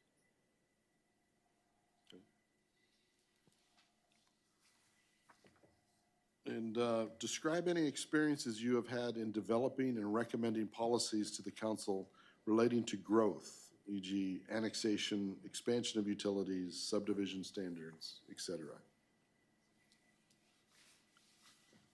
I think I first mentioned academically, I have a master's in urban studies from Johns Hopkins. Not here, but in Baltimore. I mention that because when I got I don't know if any of you have been to Baltimore, so I'll try to describe it briefly, but at the time, and this was quite a while ago, Baltimore, the industrial area around the harbor, was horrible. It was old and decayed. And the city of Baltimore, the mayor of Baltimore, William Donald Schaefer, hired the grad school there at Johns Hopkins to do the planning work for what has become, at least for 25 years, one of the places to go on the East Coast, Harbor Place, the harbor there in Baltimore. And if any of you have been to it, you know what I'm talking about. It's a destination. So as it relates to all of that, even as a student, 25 years ago, in one of my grad classes, we were working through planning, zoning, height restrictions, annexations, all of the things that relate to the growth of the city of Baltimore. Fast forward, when been blessed to go to the United States Army, not only the Command in General, but the War College, which is the capstone university level for senior military personnel. And in that, I focused on, again, the soft side, not as much as I could, as it relates to growing cities, managing communities. And part of my thesis was in terms of the annexation policies that relate to the military in terms of getting buffer zones. which translated out extraordinarily well in a follow-up assignment because White Sands, we had to buy hundreds of thousands of acres around the installation when the onset of the war started in 2006 timeframe, 5 and 6. We were doing some very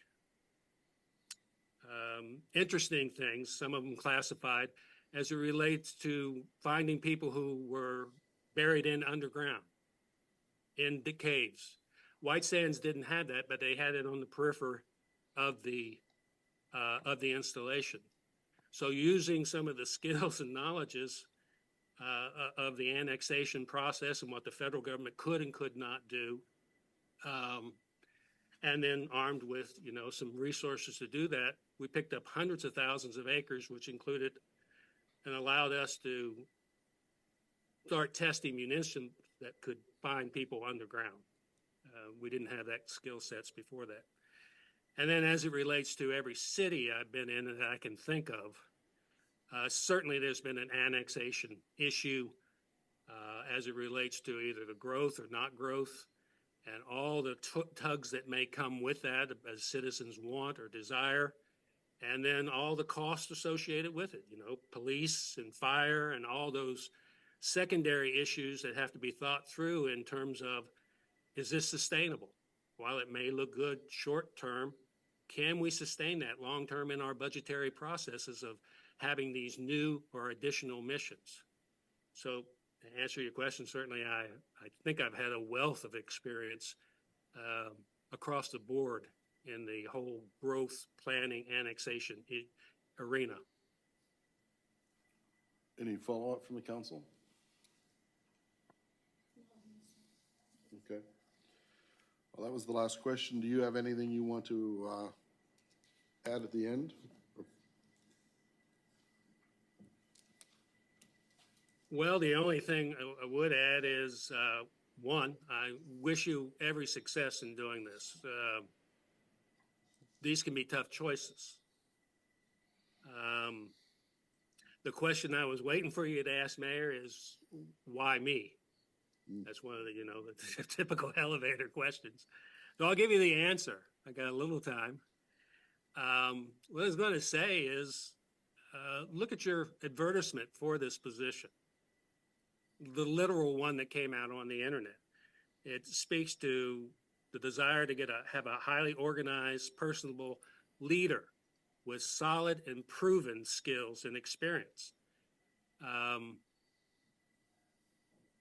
All I would submit to you that is, if you can find the girl or guy with the breadth of experience that I have,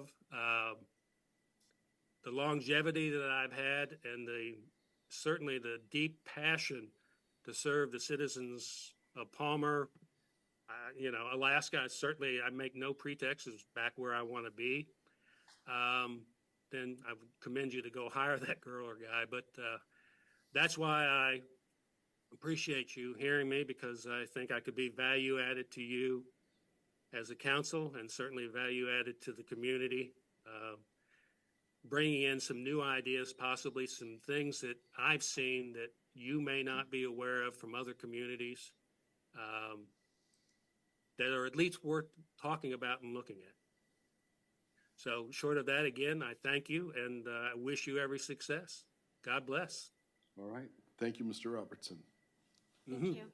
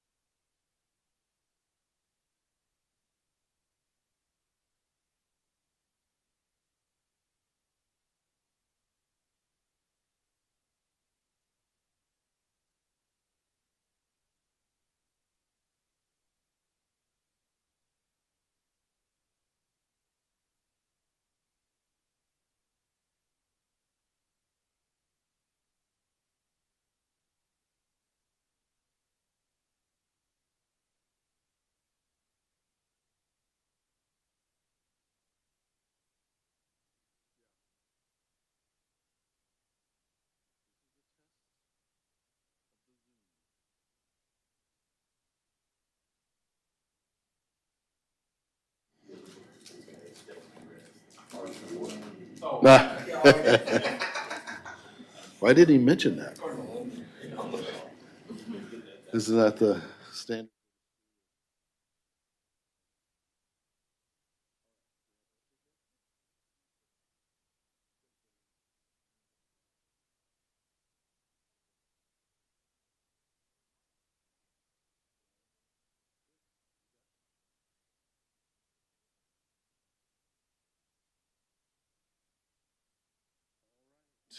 I believe we have Patrick Marsh in our Zoom here. Yes, good evening. Good evening. I'm Steve Carrington, Palmer Mayor, and you can see at least some of the council people here. And Nice to meet you. Well, welcome. Thank you for applying. Thank you for tolerating us to have an interview. Well, thanks for having me. And I'll ask the basic questions, and then council may have some clarification follow-ups as well. Sounds good. So please take a few minutes and tell us about your work experience. Yeah, well, I began my career working for a regional planning commission. It was in the Illinois-Iowa Quad City region. I worked with 5 different counties, 3 in Illinois, 2 in Iowa, and 48 municipalities. I did a little bit of everything there, from comprehensive planning to grant writing, teaching new clerks, municipal finance law, etc. Also did some housing work, and a lot of work with land acquisition for open space, park and recreation, etc. So I was there 11 years to begin my career with the Regional Plan Commission, and I believe that was sort of the impetus for my career as a local government manager. I learned a lot working with a variety of different size local governments, as small as 500 up to 100,000 in Davenport, Iowa. So I did that. At the same time I was working at the Regional Plan Commission. I earned my master's degree in public administration from Northern Illinois University.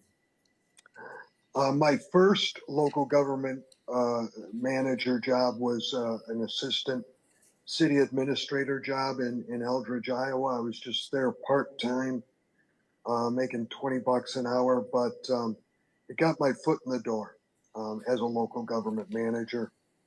To date now, I've served nearly 2 decades as a city manager or administrator, and that's been spread out over 5 different communities, counting that first position. The largest municipality I served was the city of Fitchburg, Wisconsin. I was there for 5.5 years, 33,000 people. We had 275 employees, and I had 19 department heads. In addition to Fitchburg, I served in Monona, Wisconsin for 8 years, community about 7,500 people. Village of Coal Valley, Illinois for about 3.5 years. And then most recently, I was only in Fernley, Nevada for 1 year. New mayor was elected about 9 months after I was hired by the incumbent mayor, and new mayor wanted to appoint his own city manager. So I was just there 1 year, and now I'm looking for my next position. All right. Recognizing the limits of span of control in an organization, how and when do you delegate responsibility and authority? That's a good question. I look at everything, on a case-by-case basis. A lot will depend on what I have on my plate. That's a priority that I need to get done.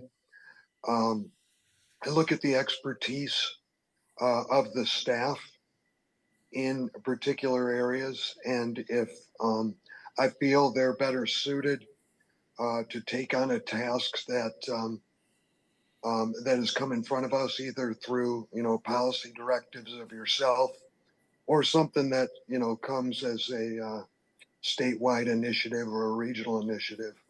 So I'll look at it that way. I'll evaluate what staff is most capable, most knowledgeable, most experienced in particular areas, and go at it that way. I'm the type of individual that likes to give the staff new opportunities to grow and learn and advance in their careers.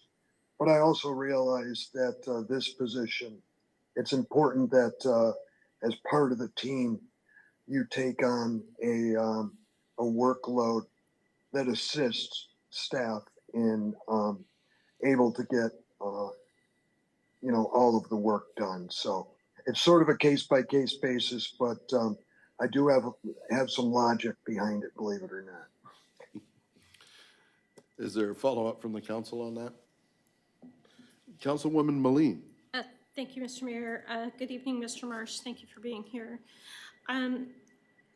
Would you care to identify kind of what lane you fall in as a micromanager or someone who really does promote and identify those leaders from within the organization so that they have an opportunity to grow?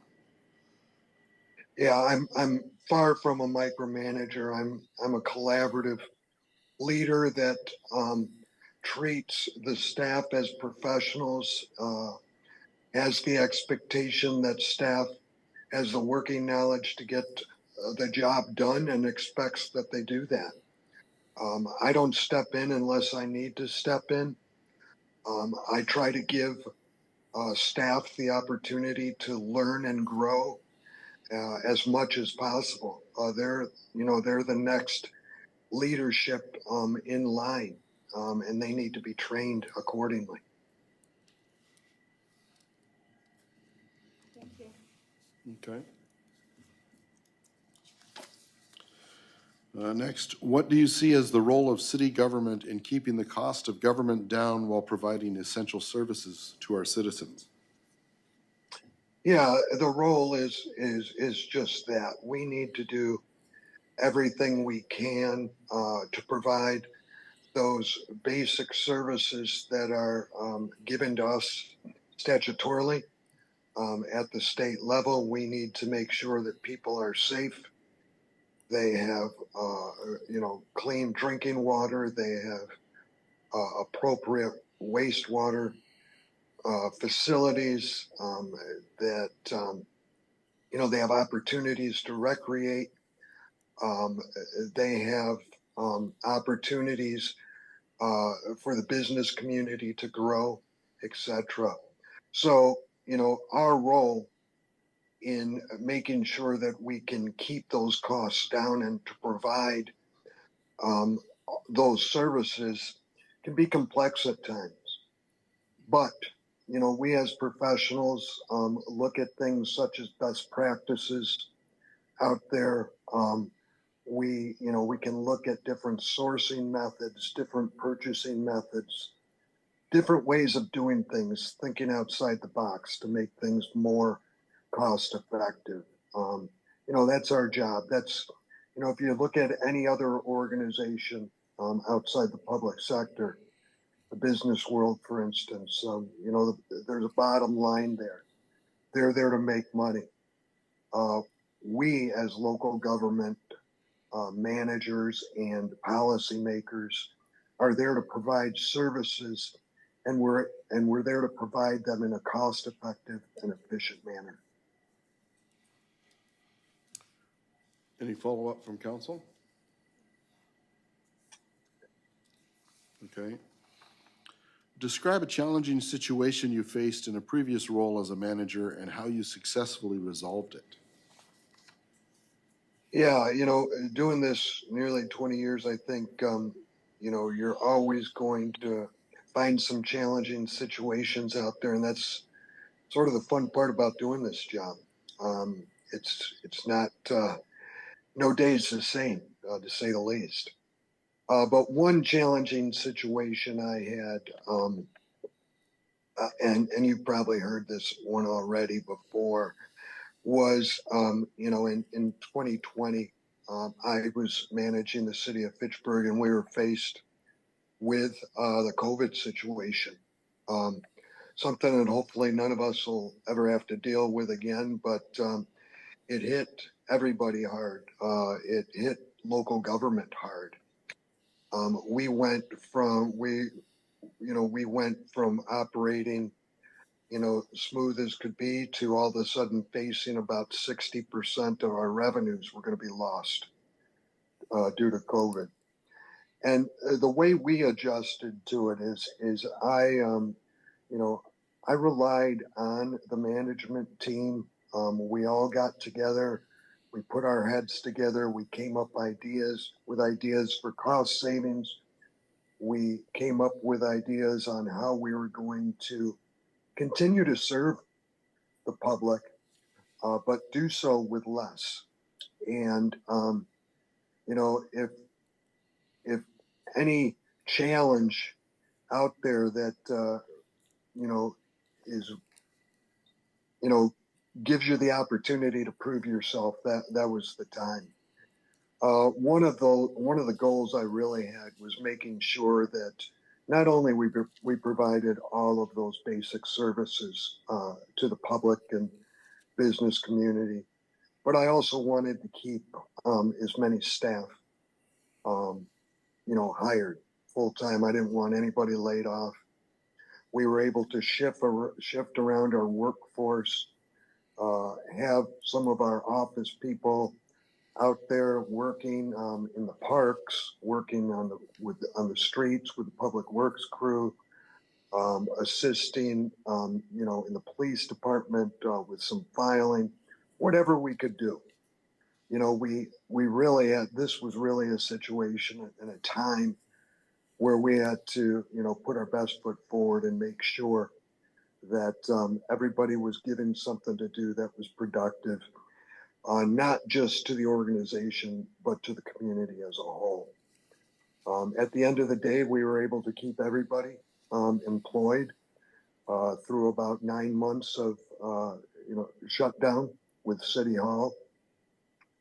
And something we were really proud of as an organization. I did have the full support of the elected officials, which was key, but it was really that management team of us getting together on a regular basis, sometimes face to face, but mostly over what we're doing right here, the Zoom meetings, and coming up with ideas and solutions. Is there any follow-up from council?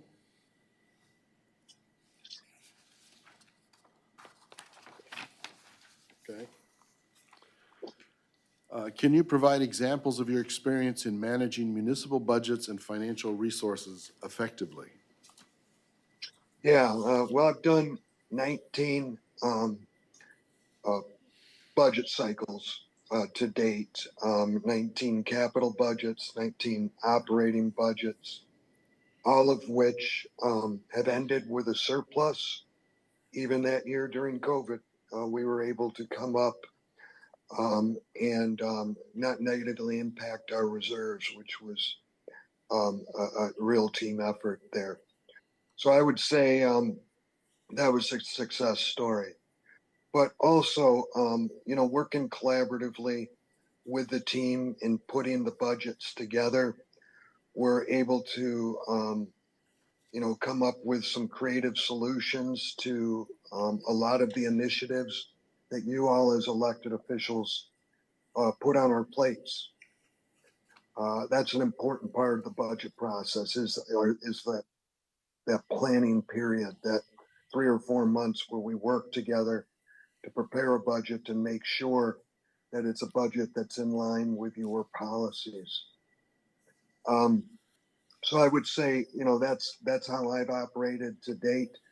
I always involve those departments heads in the budget process because they know more than anybody what they need to get their job done. So I have them take the first kick at it from a departmental level. Obviously, as a manager, I'm faced with some difficult situations when it comes to balancing the budget and making sure that it meets all of your directives. But I'll rely heavily on them. And then implementation of the budget. The way you need to make sure that the budget is being managed is to keep a close eye on it. I do regular monthly reports to the elected officials and to the staff so that everyone knows where we stand in a given point in time. I think that's critical. I don't think I've been through a budget where there hasn't been some funds shifted from one department to another or one line item to another because things change over time. And you need to be able to be flexible and adapt to those situations. So by keeping a close eye on that, we can not only be accountable, but we can be flexible and we can make adjustments when needed to make sure that the work's getting done. You all know as well as I do that there's cost overruns with a variety of projects, whether those be building projects, road projects, equipment, etc. And good budgeting means that you're able to adapt. Is there any follow-up from council?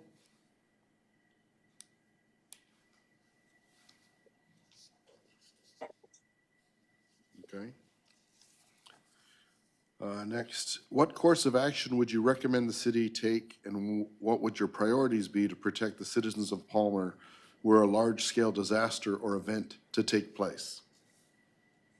Yeah, I've been through a few situations in my career, and the best way to be prepared is you need to put together an emergency preparedness plan up front. You need to have that be a joint effort with your neighboring communities, the region, the state government, etc. All of those entities are going to be partners if you encounter a situation, any sort of natural disaster or, God forbid, an emergency like a plane crash or something like that. But so preparing a good, solid plan that has input from all the different players, as I just noted. Also, the plan would lay out responsibilities of the various departments in the local government, in the city. Who's responsible for road closures? Who's responsible for being in the command room? Who's responsible, for X, Y, and Z? All of that has to be laid out, and people need to have their work plan in front of them and be prepared for that when an emergency happens. So having that document and then keeping that document updated. As all of you know, staff changes, positions change regionally and statewide, priorities change, and some positions come and go. So we need to make sure that we take a look at that plan on an annual basis, make sure it's current, make sure that we are as prepared as possible. If something does happen, we can refer to that document and everybody knows their assignments and jumps into action. Is there any follow-up from council?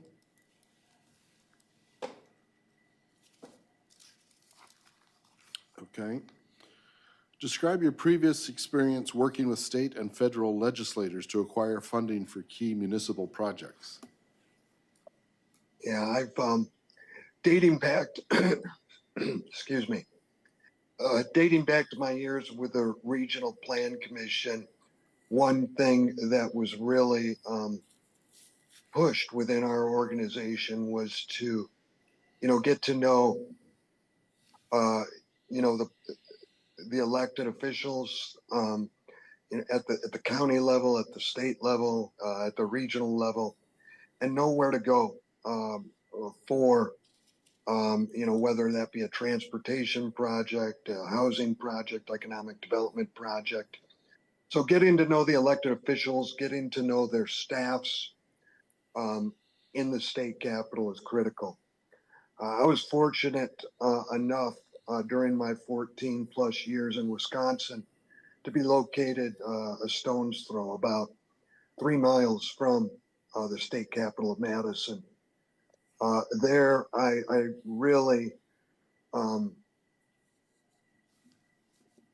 got involved with the elected officials on a regular basis, got to know them, got to know their staffs, and learned the importance of that. When you're going for grant funds, it's critical to know who the key players are and who's going to support you with those community priorities and projects. Getting to know the people with the Department of Transportation, the Department of Natural Resources, whatever that may be, so that when your project, when you're in need of outside funds, you can pick up the phone, you can drop in the office, you can talk to these individuals, and they know you as well as you know them. So very important. That would be one of the first things that I would take on upon start. If I was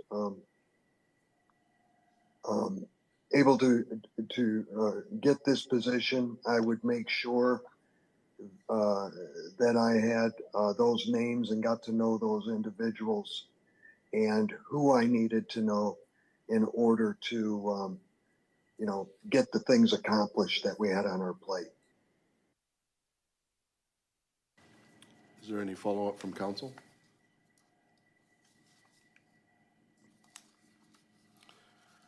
Describe your previous experience working, oh wait, did I do that one?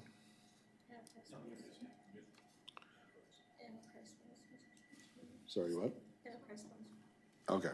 What is your experience with enterprise funds? We have about 5 here between water, sewer, solid waste, airport, golf course. Yeah, extensive experience with enterprise funds. I've worked, all the ones you've noted. Whoops, excuse me. Water, wastewater. We even had a fiber optic enterprise fund in one of the communities that I managed. Golf course was in 2 different communities. I've managed enterprise fund for that. Stormwater. Let me think here.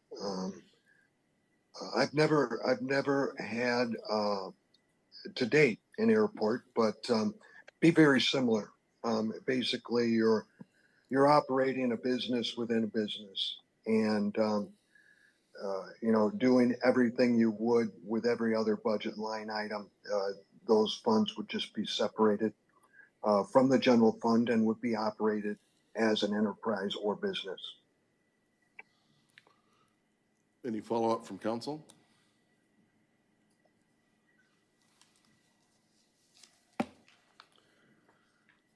Describe any experiences you have had in developing and recommending policies to the council relating to growth, e.g. annexation, expansion of utilities, subdivision standards, etc. Yeah, I think this is, an area that I'm very strong in, given my, planning experience over the years.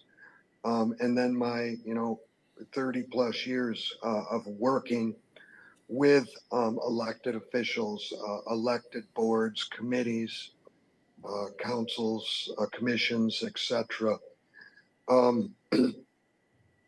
The growth is a major, topic, especially in communities that are either looking for additional revenue sources or looking to grow the right ways. And it's important that is in place. You need to grow. Every community needs to grow incrementally. They need to grow at some level, or else you're falling behind the curve. So my recommendation is that to those communities that I've managed has always been, we need to sit down and we need to prioritize, how we want to grow, where we want to grow, and when we want to grow. We don't want that dictated to us by the development community. We want to have a good plan in place that addresses all of those variables. You want to grow within the capabilities of your infrastructure. Obviously, if you need to annex out 4 miles and run roadway and water and sewer, that type of development isn't going to pay off. So you want to develop within the capabilities of your infrastructure, the extent of your infrastructure, and the type of development that the community, desires. Good jobs, developments that benefit the public in one way or another. So my experience in planning and zoning and economic development are extensive. I've written at least one comprehensive plan for each community I've managed, and that addresses growth and annexation issues, and written several comprehensive plans, probably about 20 in my 11 years with the Regional Plan Commission. So that's an area I feel very comfortable with and believe I could be a great asset to you all there. Councilwoman Moline. Thank you, Mr. Mayor. Mr. Marsh, you had mentioned that you had developed comprehensive plans. Within those certain cities that you managed, what and how successful were those comprehensive plans? Are they still in place, and are they sticking to the overall trajectory of what the expectation was of that plan? Can you kind of explain a little bit about that? Well, they're critical. A comprehensive plan is critical to any community. You should look out 20 years in a comprehensive plan, and it's sort of the final result of a lot of strategic planning that we do at the local level, which are shorter plans in terms of number of years, 3 to 5 years strategic plans. But in each, I mentioned that I was in Monona 8 years.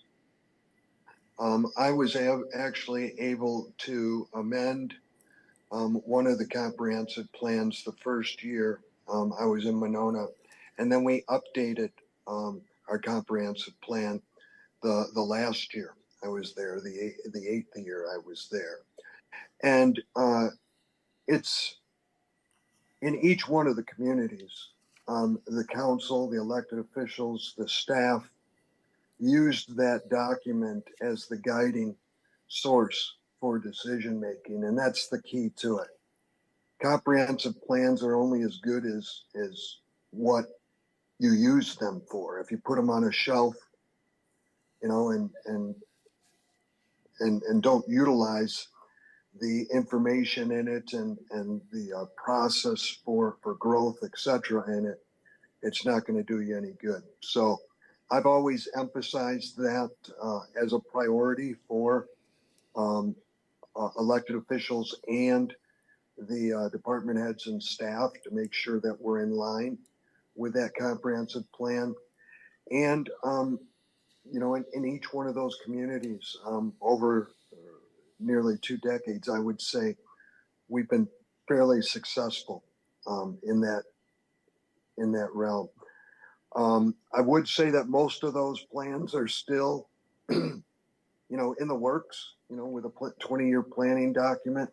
Most of those plans are still out there, and I hope they're successful.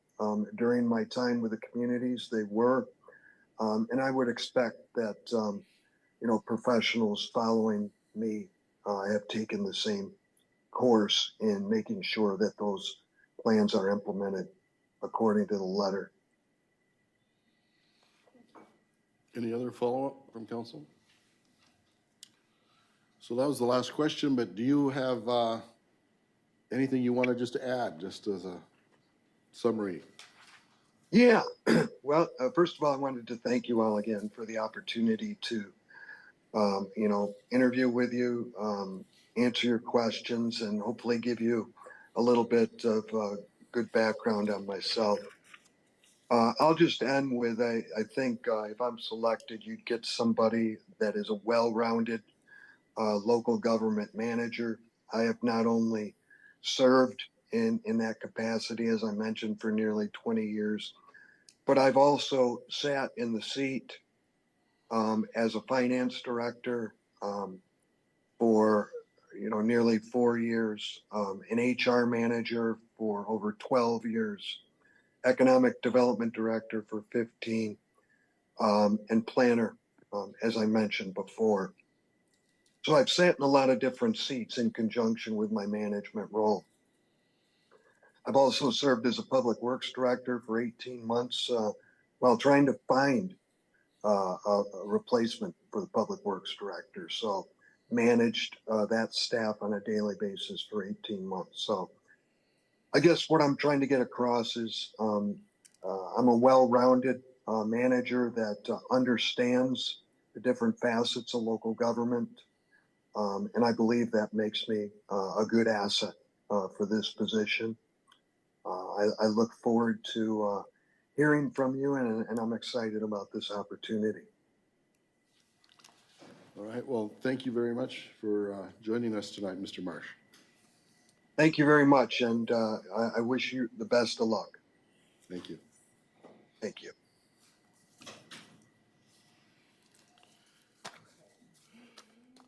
Now we switch to in person, I think.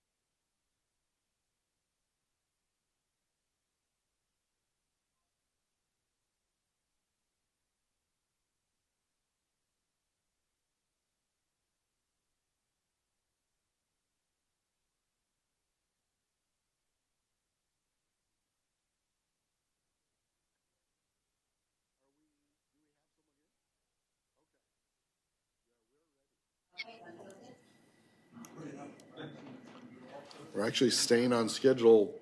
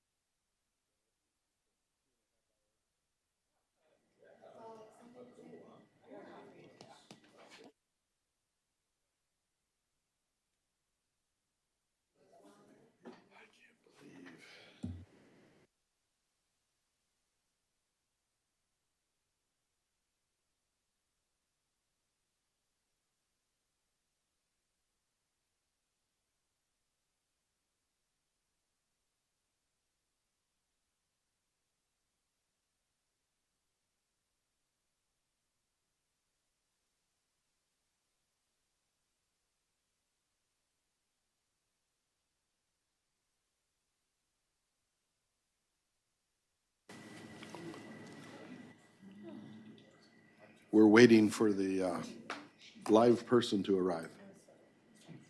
I think she's in the building. It's Kimberly went to. Welcome. Kimberly, do you want to check to see if the mic's on for her?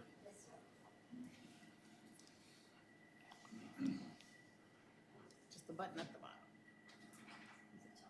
Okay.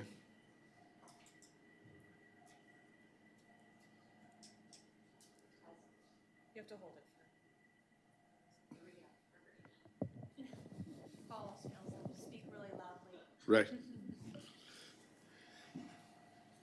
Well, welcome. I'm Steve Carrington, the mayor, and this is our council, and one of our council members is on Zoom. So welcome. Thank you for applying and coming to do an interview.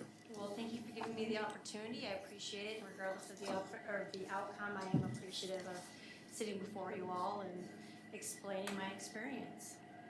You might pull that microphone much closer. It's Better? yeah, it's not very sensitive, shall we Okay. say? Okay, I'll be asking questions, and then there may be follow-up questions I'll ask after for each from the council members.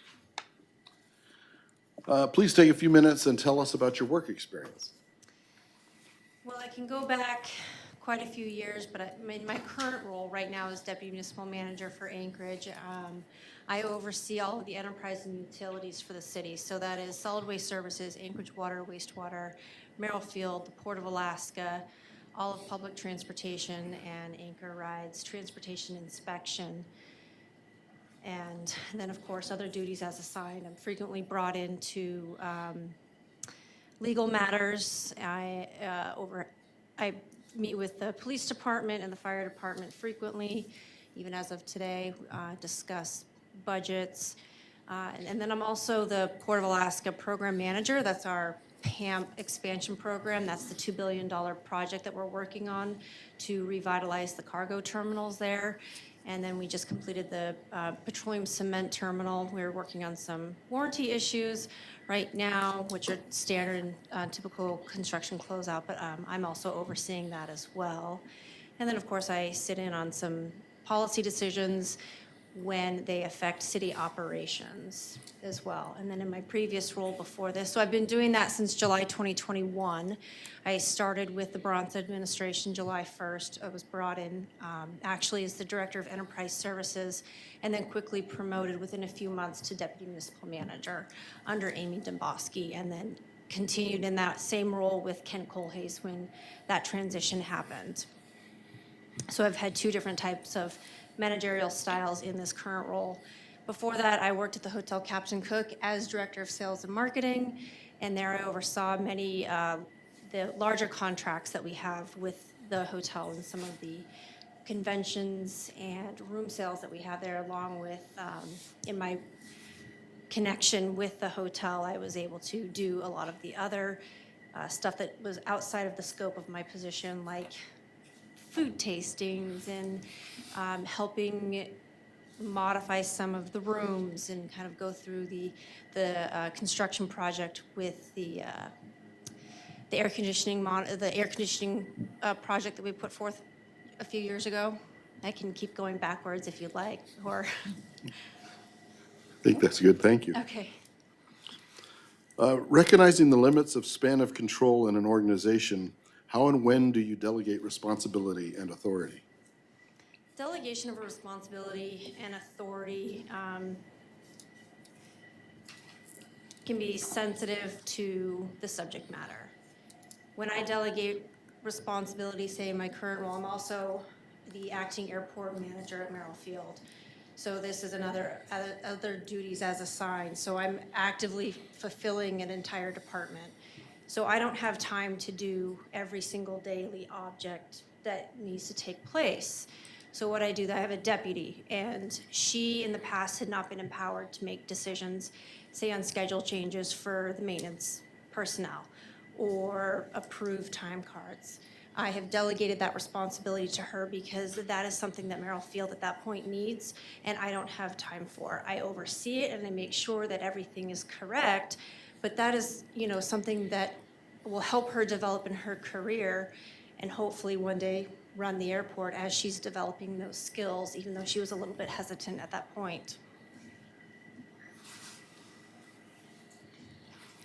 Any follow-up from council? Councilwoman Maleen? Yeah, thank you. Thank you, Mrs. Hickle. Thank you for being here. I really appreciate your time. It appears that you have a wealth of experience, and I can appreciate that. When you talk about the delegation of your physical assets, which we're talking about, your leaders within your organization or municipality in that department, it looks as though you have, what I'm hearing from you is that you have somewhat of a development plan for those strategic assets, is what, for lack of a better term, to allow them to grow within, those positions. So I guess my question to you is recognizing, that you have people within, how important is that to you to grow your directors and your physical assets within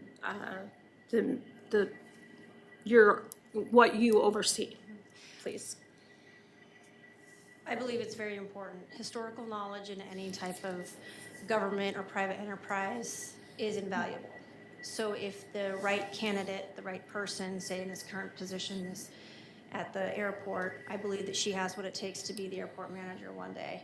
It is important for me to give her those tools to learn and grow so that she isn't just placed in a position where she will fail. So bringing her along and giving her those, recognizing where she is, she's not lacking, she just doesn't have the experience, or maybe she doesn't have the confidence, I believe is the actual real issue, is her lack of confidence. Building that confidence up so that we can keep that knowledge at Merrill Field is extremely important, because that's what a lot of, I think, issues happen in departments that are government run, or even in private enterprises,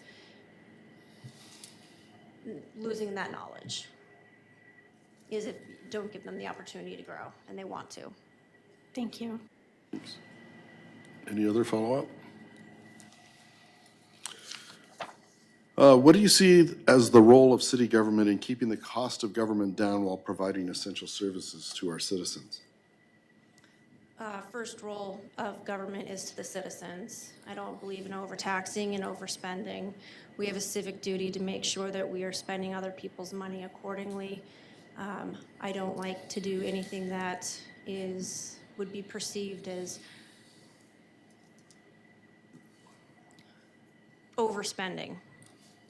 If the services are met, then we're meeting the goal and expectations of the citizens.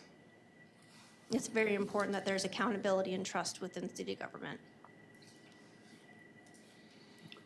Is there any follow-up from council?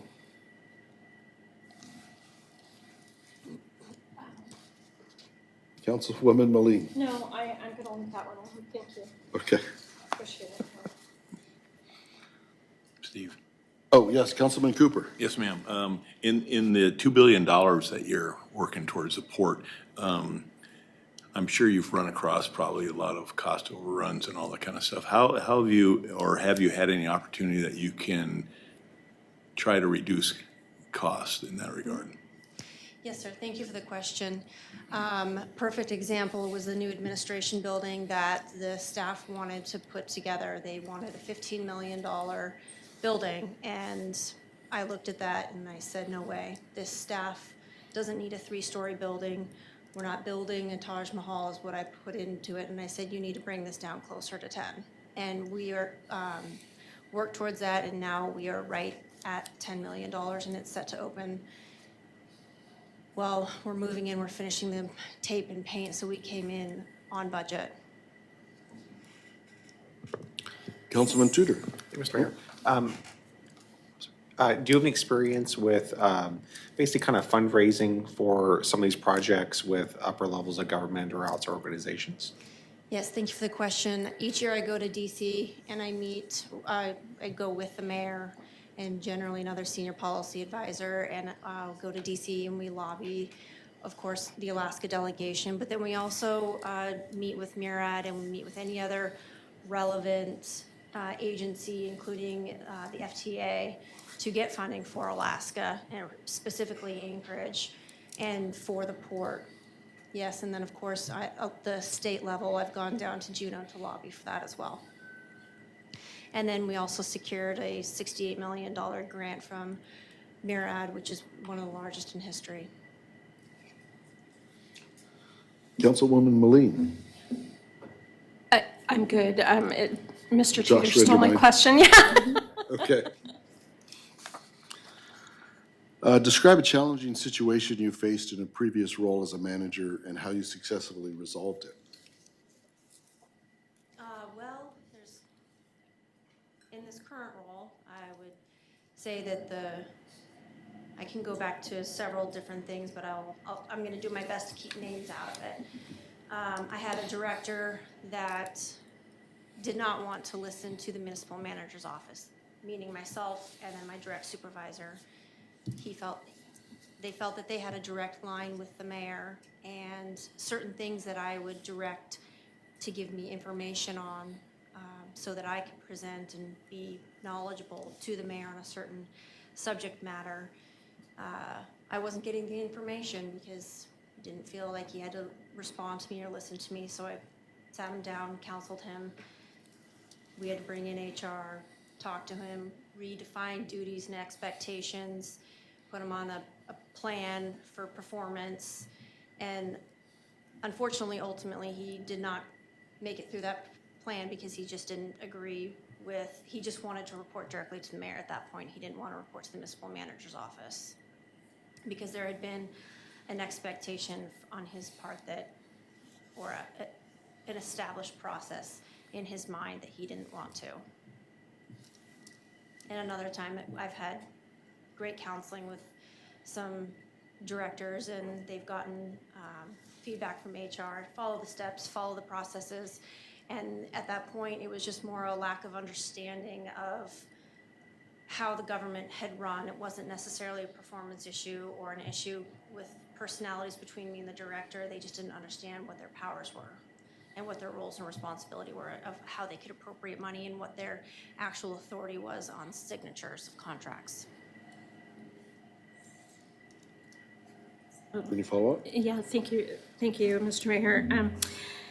Mrs. Hickle, so the interpersonal issues and then defining expectations, and then of course, it sounds as though you're very familiar with facing those tough decisions that might be interpersonal, departmental, or could be various governmental bodies, let's just say that, whether it was, and just as an example, maybe perhaps the borough, not saying that we have any issues with them because they're wonderful partners of ours, but just as kind of a scenario, I guess, having those challenges not only internally, but then of course with externally, have you found any challenges that you've been successful in situations like that that might not have involved the municipality but directly impacted the municipality of Anchorage?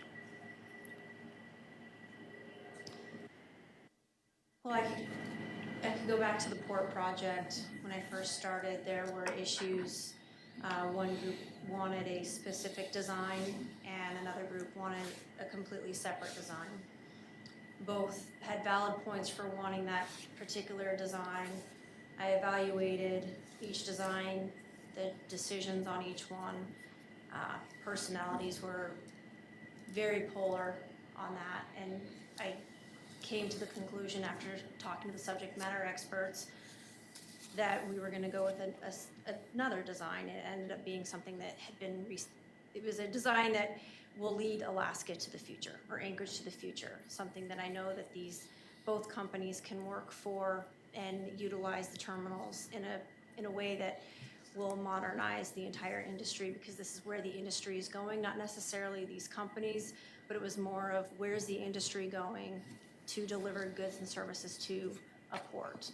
And that's where I based my decision on. It wasn't, I took the personalities out of it, I took the conflict out of it, and I looked at the facts and where we were moving towards. If that answered your question. Yes, it did. More follow-up. One more follow-up. Go for it. Like the dialogue. If I can ask this question, why Palmer? You know, my husband and I have been talking about moving to Palmer or Wasilla, the Valley, for quite some time. We believe that the culture might be here more in alignment with how we want to raise our children. Thank you. Any other follow-up? Okay. Can you provide examples of your experience in managing municipal budgets and financial resources effectively? Sure, so I've been doing that since July 1st, 2021. I've been heavily involved in all department budgets and then also budget revisions. I get submissions from the directors, go through those submissions, look at their capital projects, discuss any issues that may be coming up so that we make sure that those are in alignment with the direction, the budget guidance from the mayor, whether in this current year we had a zero, or so a flat -2, -5. I ensured that we met those goals for each one. And then I also helped, not lobby, but present to the mayor if any deviations for a department.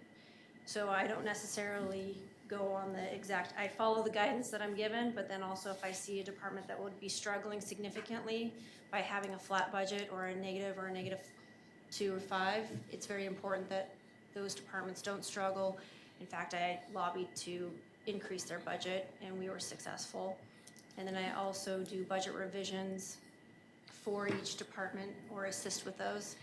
And then if I see anything that is actually a true budget revision need, like we're in the middle of budget revision now, but last year fuel costs hit our public transportation and our police department heavily.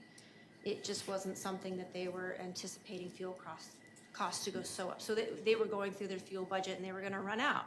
To me, it made sense to have a fuel budget revision for them so that they could continue filling up their cars. I do deny budget revisions as well because I believe that holding these directors accountable for their own budgets is important, and simply forgetting something that shouldn't be forgotten is not something that I take lightly, and I denied that. Any follow-up from council?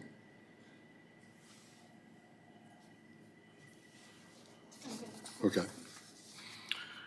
What course of action would you recommend the city take, and what would your priorities be to protect the citizens of Palmer were a large-scale disaster or event to take place? Well, first, if I was gonna lead this city, I would need to come in and hear the priorities of the council and the mayor and the citizens. So I believe that this city is going to be growing and making opportunities for economic growth. Attracting businesses is important for any city, especially when you can see some of the climate in some of your closer surrounding cities. I do believe that you have an opportunity to continuing to get people to move and open up businesses. I'm one of and possibly, regardless of the outcome. And as far as the disaster, again, it depends on the level of the disaster. Whether it's an avalanche, an earthquake, or a fire, there's going to be different levels. But really, it's communication. Communicating with the citizens, your plan when you have one, communicating them when you have milestones that have been reached, communicating setbacks as well. Most people I have found are going to be agreeable to situations and disasters and setbacks if they just know what's going on.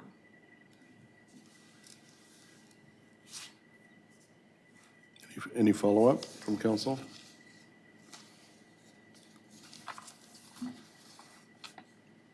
Describe your previous experience working with state and federal legislators to acquire funding for key municipal projects. So currently, most of my work with the state legislatures has been on the port. My directive was to do that in my last couple of years, and so that's what I've been working on. And then this past year, I also went back to DC to also lobby for federal funds for public transportation. And we actually had the administrator come up to Alaska, and she is a very kind lady, and we were getting, because public transportation is heavily grant funded, so we rely on that a lot. And yeah, I've been down to Juneau several times, just explaining the process of the modernization program because it's complex. It has changed. There has been setbacks. I don't know if you guys know about the whole Murad lawsuit and the failed port expansion program from years past, and we're in the middle of the final oral arguments, and there's actually now with the judge, and we're going to hopefully get a decision here soon. But overcoming those issues as well is what I've got a little bit of experience of explaining to people that we do have oversight, and it is okay to give Anchorage money for this project because we're set up differently now. Is there any follow-up from council?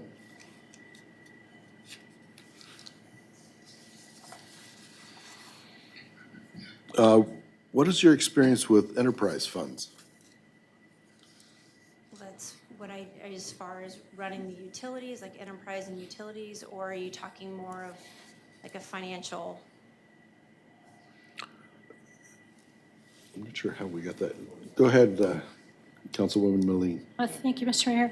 So we have several enterprise funds.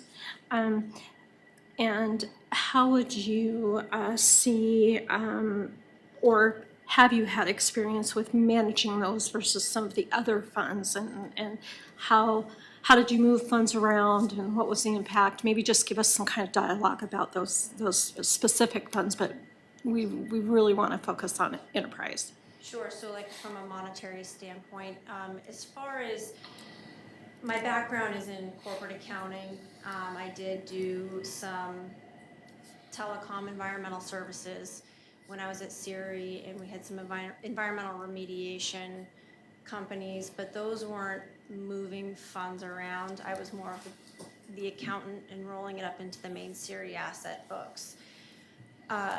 Currently now, most of my involvement is more of oversight, so ensuring that some of these funds stay on track. And we have the CFO's office, the subject matter expert on that to actually oversee the actual growth of funds. That's not something that I have much experience in if we're going to be talking about how we're going to be investing money in funds. Okay. Any follow-up from council? Describe any experiences you have had in developing and recommending policies to the council relating to growth, annexation, expansion of utilities, subdivision standards. Sure. As far as subdivision standards, my experience is limited. I believe that we have the Anchorage Water Wastewater Utility General Manager oversees that.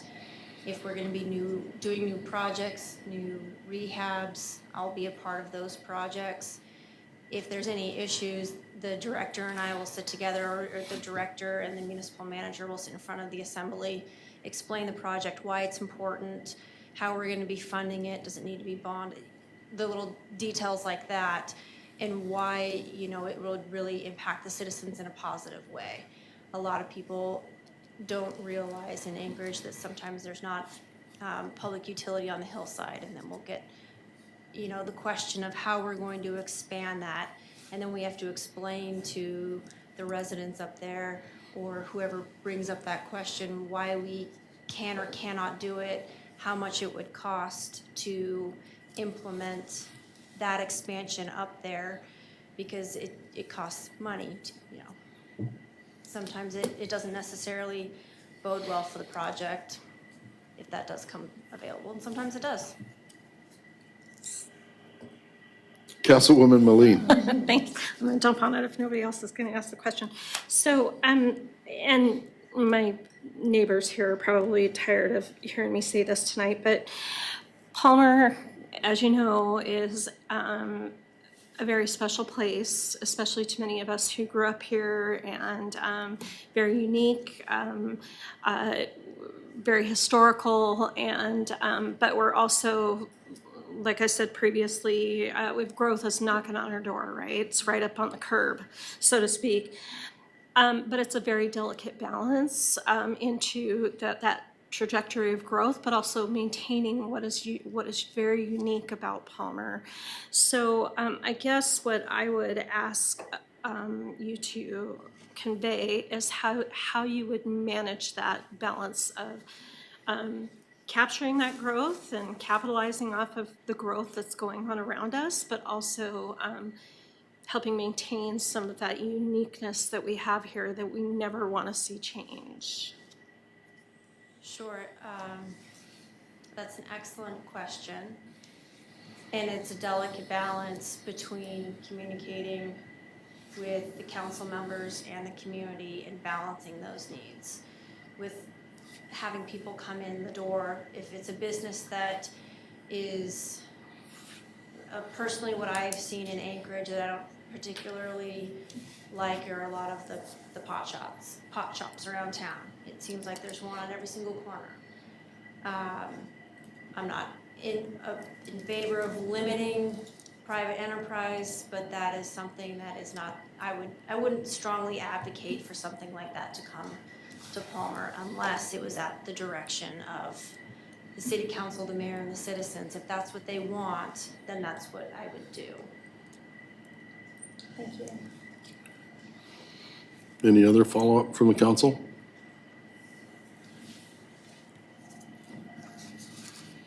Well, that was the last question. Do you want to say anything else, just to summarize? Sure, I just want to thank you all for the opportunity, but I do have a couple of questions. What is the biggest challenges facing Palmer right now that you guys see now and then in the next 5 years? I think she alluded to one already. I did, I As kind you of say. picked up. Yeah, Annexation. we're very, Infrastructure.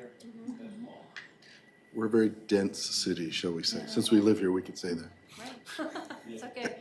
You know, it's interesting is that Eagle River has been asking us for a lot of that information, and we have a duty to provide the numbers to them, but not actually follow, like, we have to give them the information of how much it will cost to annex. And right now, it is just, it's astronomical for the citizens to take on. And, you know, we continue to provide the information and the numbers, and that's what we need to do as Anchorage when they ask us to. So I can understand this is not anything new that I've been exposed to. I see a lot of similar situations of wanting to leave the bigger government, the bigger cities behind because of the direction that they're going. I would say too that is that infrastructure as well, and we do have, even though it's very small area, you know, for Palmer, not a lot of mileage in roads, but we do have some issues with infrastructure that are getting to the point that they've got to be dealt with. So I would say that that is part of our challenge as well. And then, of course, with some of the older buildings and some of the what we capitalized off of during those oil boom years, and having buildings built and et cetera, but now they're older, and we just saw what happened with our library and et cetera. So I think that infrastructure is a big deal right now, and preparing for that, for what could, be left in the future, I would say is a big deal for us. Of those buildings, the EPA is coming down heavily on our landfills, and rightfully so, but with the PCB and the paint has a lot of PCB in some of the buildings that we have in Anchorage. So it really could derail a project. That's something we should kind of build in, or the developers should build in, is if they're gonna remediate or just, demolish a building, they've gotta do some environmental assessments ahead of time so that they know the true costs. And if I may add, Go ahead. one of the challenges too is just attracting and keeping small businesses here in Palmer, because there's a lot of places they could go or get started, and trying to show them, hey, Palmer's a really good place to set up shop is always kind of a challenge, because we do have, extra sales tax that they don't have. They're just a few miles outside of the city limits. Sure.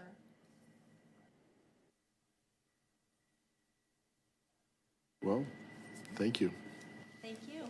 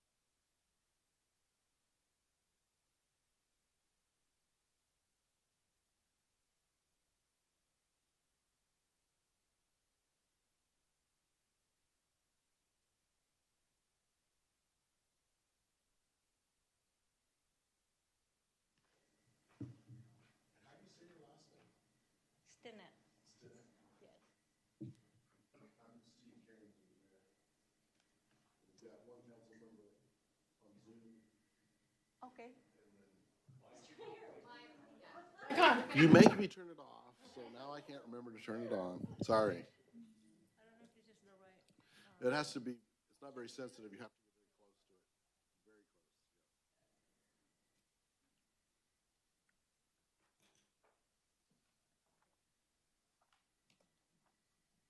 close. Well, thank you for coming. Thank you for applying and being willing to be interviewed. Well, thank you for having me. Got a few questions. Well, please take a few minutes and tell us about your work experience. Okay. Yeah. All up closer, okay. Yes. Well, I guess I would start by saying my profession-wise, for 15 years I worked at the banking industry, but then I changed careers to serve the public.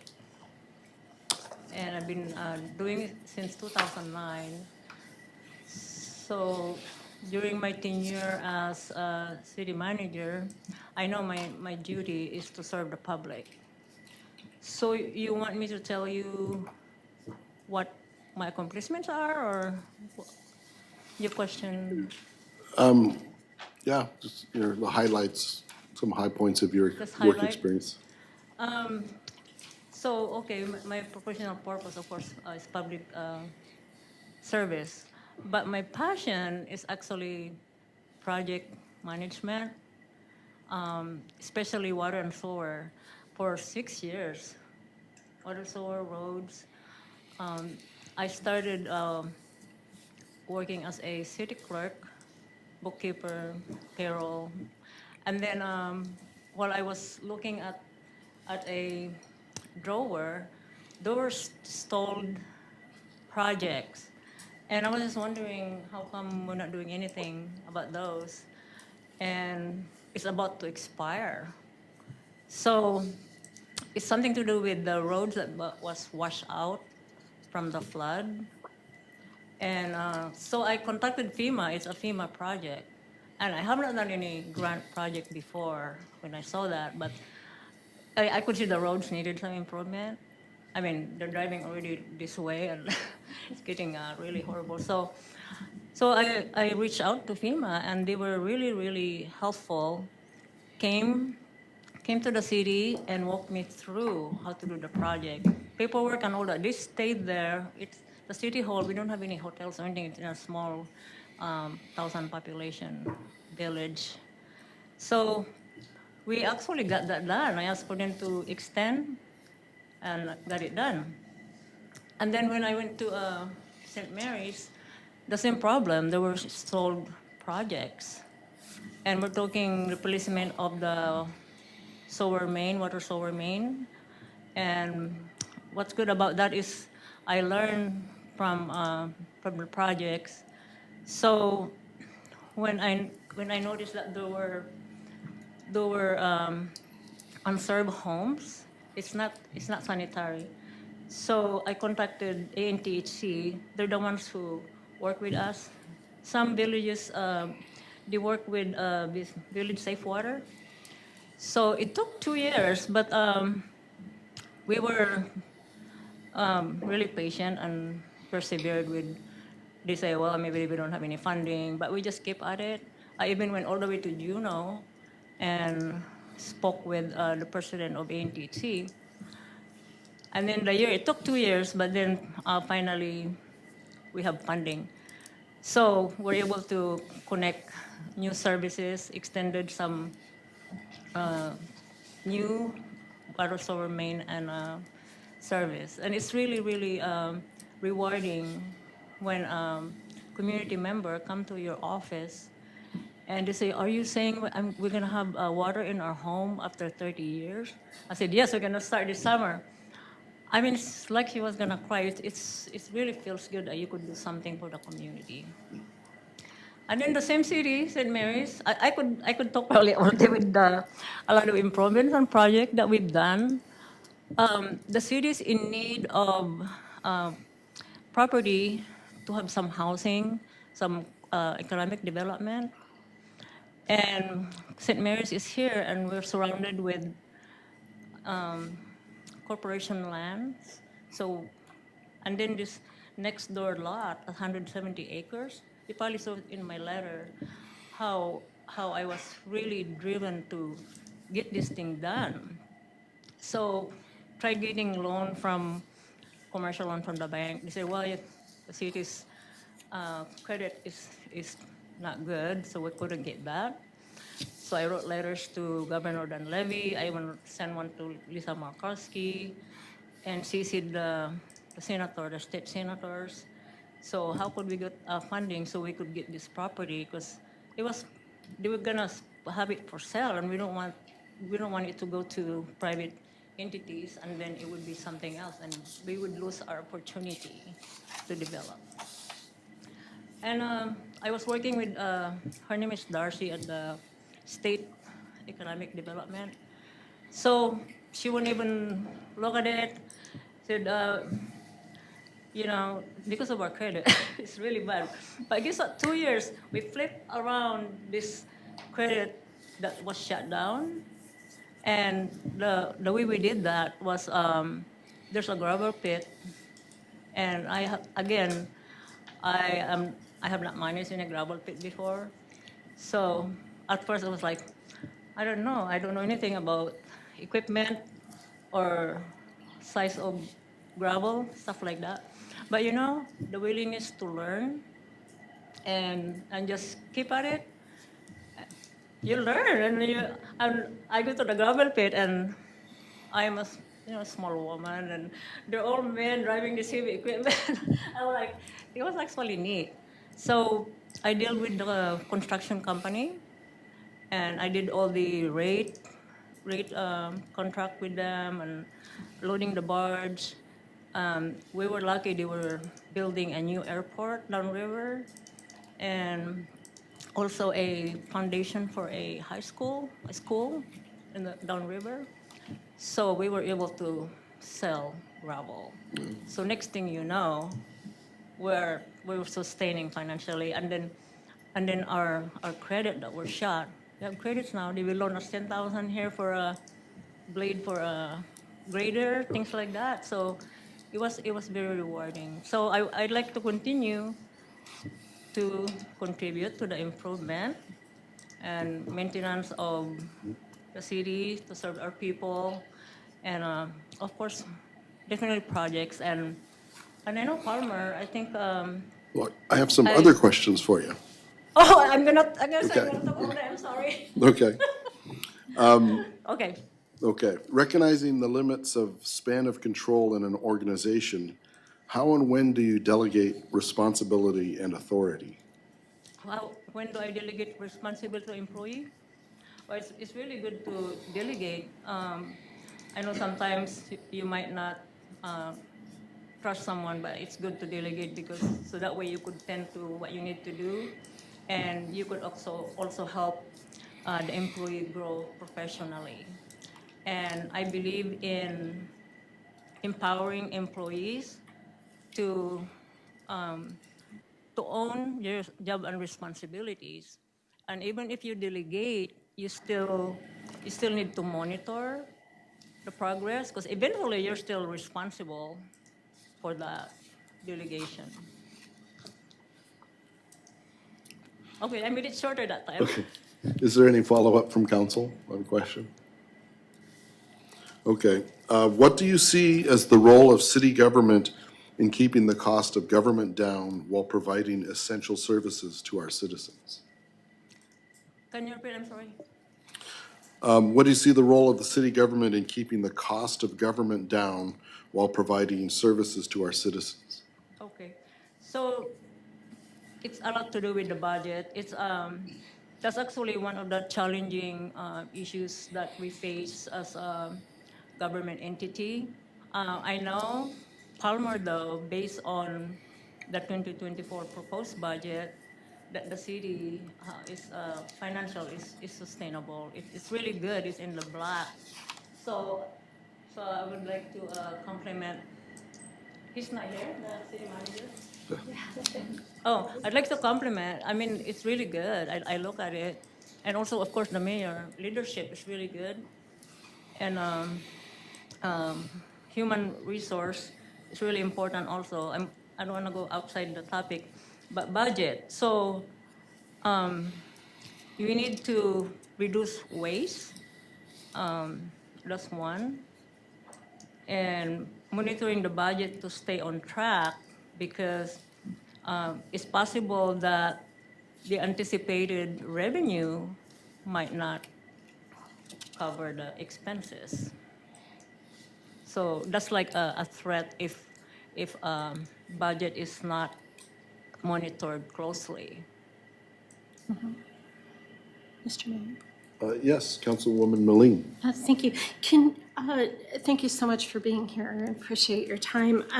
Could you give an example of how you reduced waste in your present position? How do we reduce waste? Well, I'm gonna go back again to that budget because we need to be on track and monitoring that. So that helps a lot because when you know where you're at, because you have your progressive expenses, every month looking at it. So how do we keep track of waste? I guess things that are not necessary. But all services are necessary, though. Well, I was just thinking of a way that you could give us an example of perhaps where you have been involved in reducing waste in your present position, if there was an instance of that. Okay, I'm gonna have to think back a little bit. Because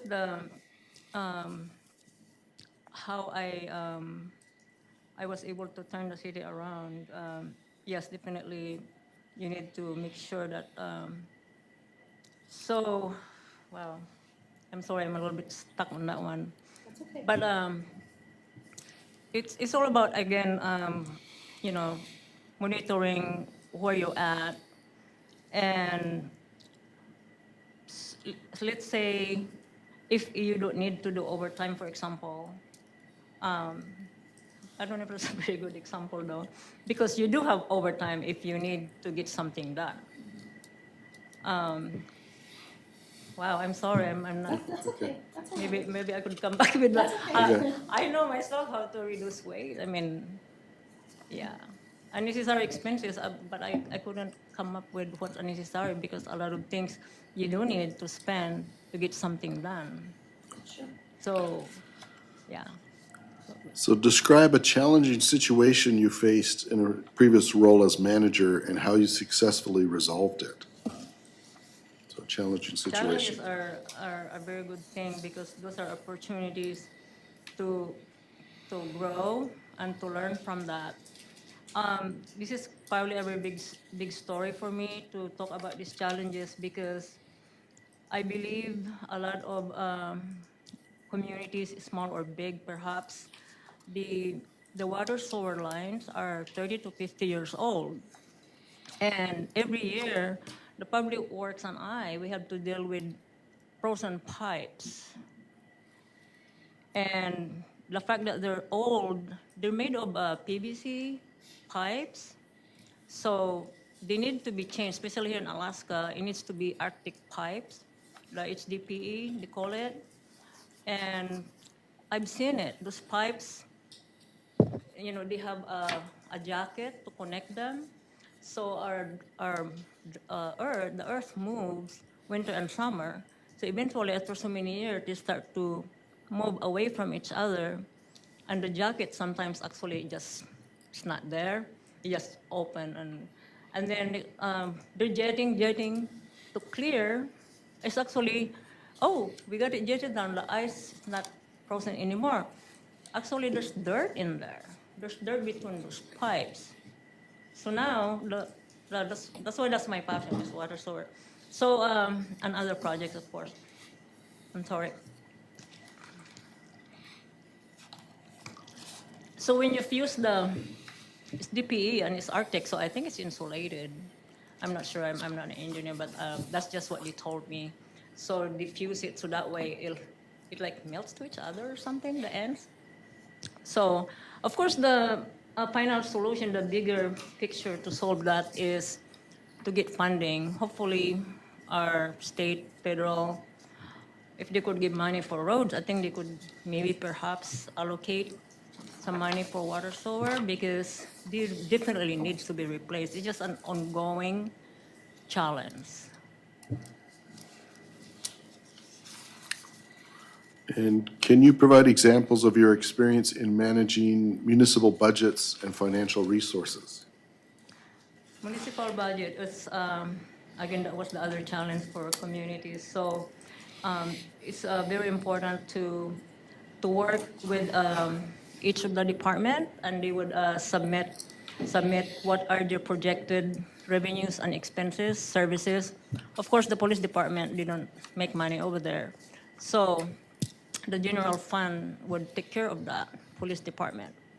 And so after you get all that, review it and speak with the each director about this thing, and then we would actually present that to the finance director to confirm if it looks good, and then we present that to the council to be approved.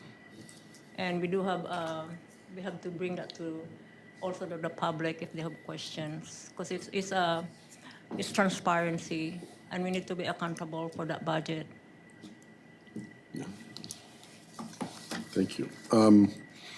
So what course of action would you recommend the city take, and what are your priorities to protect the citizens of Palmer if there was a large-scale disaster? Large-scale disaster. Priority, that's definitely priority, because you could have list of priorities that you want to do, but you need to really expect the unexpected. So on emergency, at the small communities that I work, we have what we call SERP. It's a small community emergency SERP. Preparedness, I think preparedness. Sorry. So we do have a special binder for that, and we know who we need to call right away. And of course, we need to be working with our firemen, our police department, and there's a main number in Anchorage actually that we call for that. And even though we have that binder, I was not part of any drill, but I think it would help a lot if we will perform some drill, some exercises to see how we're gonna implement those. Okay. Describe your previous experience working with state and federal legislators to acquire funding for key municipal projects. I have done that. I was glad to be able to have the courage. I'm not shy to reach out for help. So, like I said, that Mission Property and other, like the Silver Line, I contact people who are able to help, to work with them, partner with them, and collaborate with them. With federal, I work with CDBG funding. They are in Fairbanks, so they're the one who will provide funding for if you want to improve your community center. And they have those funding every year, but you don't have to qualify for that. So it depends on the community. I believe if there's certain percentage of working residents and non-working, something like that, something to do with the economic condition of the community. And the other one, of course, is FEMA. So that's a federal agency. And the state, we work with them as well. Like Village Safe Water, that's the state to help with how can you improve your water. It's a lot of your projects are like that. And sometimes USDA would help with some improvements. I think the Fed gave, I think it's called ARA for reinvestment. And then of course we have the COVID, which is a very big funding. Yeah, they have, the first one is just for COVID, and then the next one, they give funding for losses. If you could show that you lost something, they will actually give you funding for that. I think it's ARPA, they call it ARPA. So yeah, there's a lot of funding out there. You just need to go and look, like the grants.gov. They actually publish what's available for different projects that you wish to hi. So what is your experience with enterprise funds? Enterprise funds. Enterprise fund definitely needs to take care of itself. So enterprise fund is your, for example, is your water sewer. That's enterprise fund. That's one. And that's number one enterprise fund in the city. Yes. We don't get money from general fund and take care of enterprise fund. Describe any experiences you have in developing and recommending policies concerning growth for the city, like annexation or expanding utilities. I actually did something about the utility for, I think ever since they have the water service there, they have not changed the rate. It stayed at $75 for 30 years or something.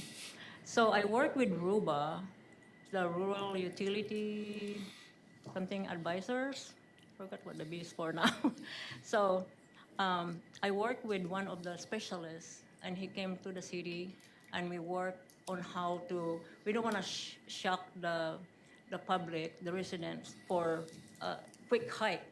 So what we did was we did a, where this year it would go maybe, it's just progressive hike for the next 5 years. We did that.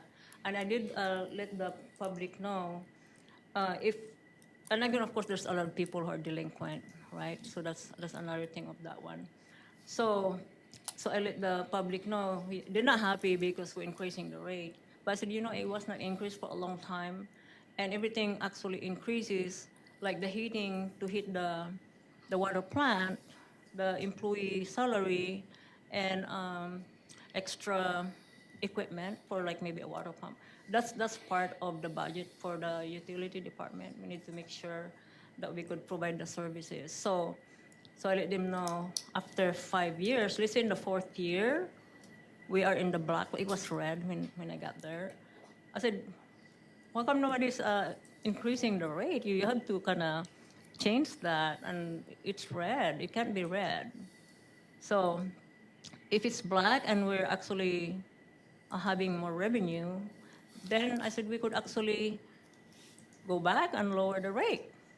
And then once they know, some people, they don't know that you spend money at the power plant. They think it's just, the city, we're just getting the money coming from somewhere, but you actually spend money to have to hit the water plant, so it's running, and yeah.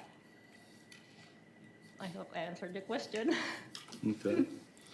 Well, thank you. I think that's all of our questions. Thank you very much for coming. Can I make a comment? Huh? Yeah, go ahead. I grew up in well, first I'll tell you a little bit about myself. I'm originally from the Philippines. So I am now a long-time Alaskan sourdough. I have to say that because I have lived in a small communities. I adapt to that. And I grew up in the countryside part of the Philippines. So Palmer is an ideal place to live, work, and play. And, the country setting is really just what I embrace. So celebrating, I have to say a little bit something about how unique Palmer is, celebrating the harvest, the history. In fact, I went and looked at the rock where they're from Wisconsin, like that. So I think preserving and celebrating the history and the harvest, and the small town atmosphere where people actually, because this happened to us in the small village, where you could go there and people are interacting with each other at the post office, at the grocery store, gatherings. I really embraced that. And we definitely celebrate Palmer, Alaska at its best. Okay, that's how I could end my I could talk more, so, but thank you so much for having me. Well, thank you for coming. Good evening. You have a good evening. Thank you.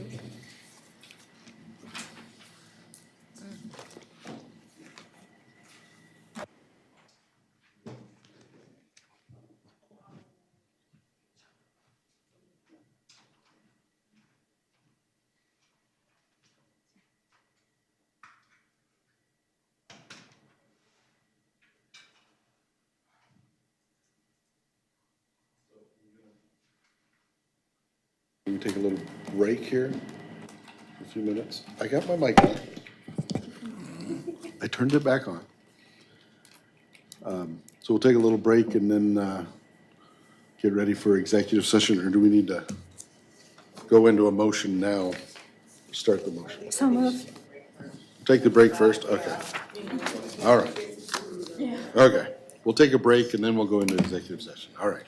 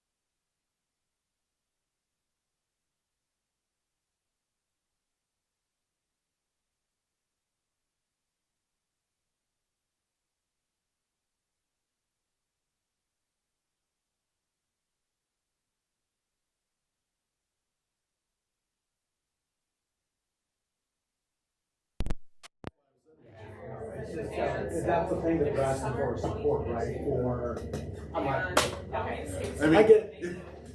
unless you tell me that, hey, this is really cool. On my priorities, so I'll talk about it, we'll talk about it later. Yeah, that's fine.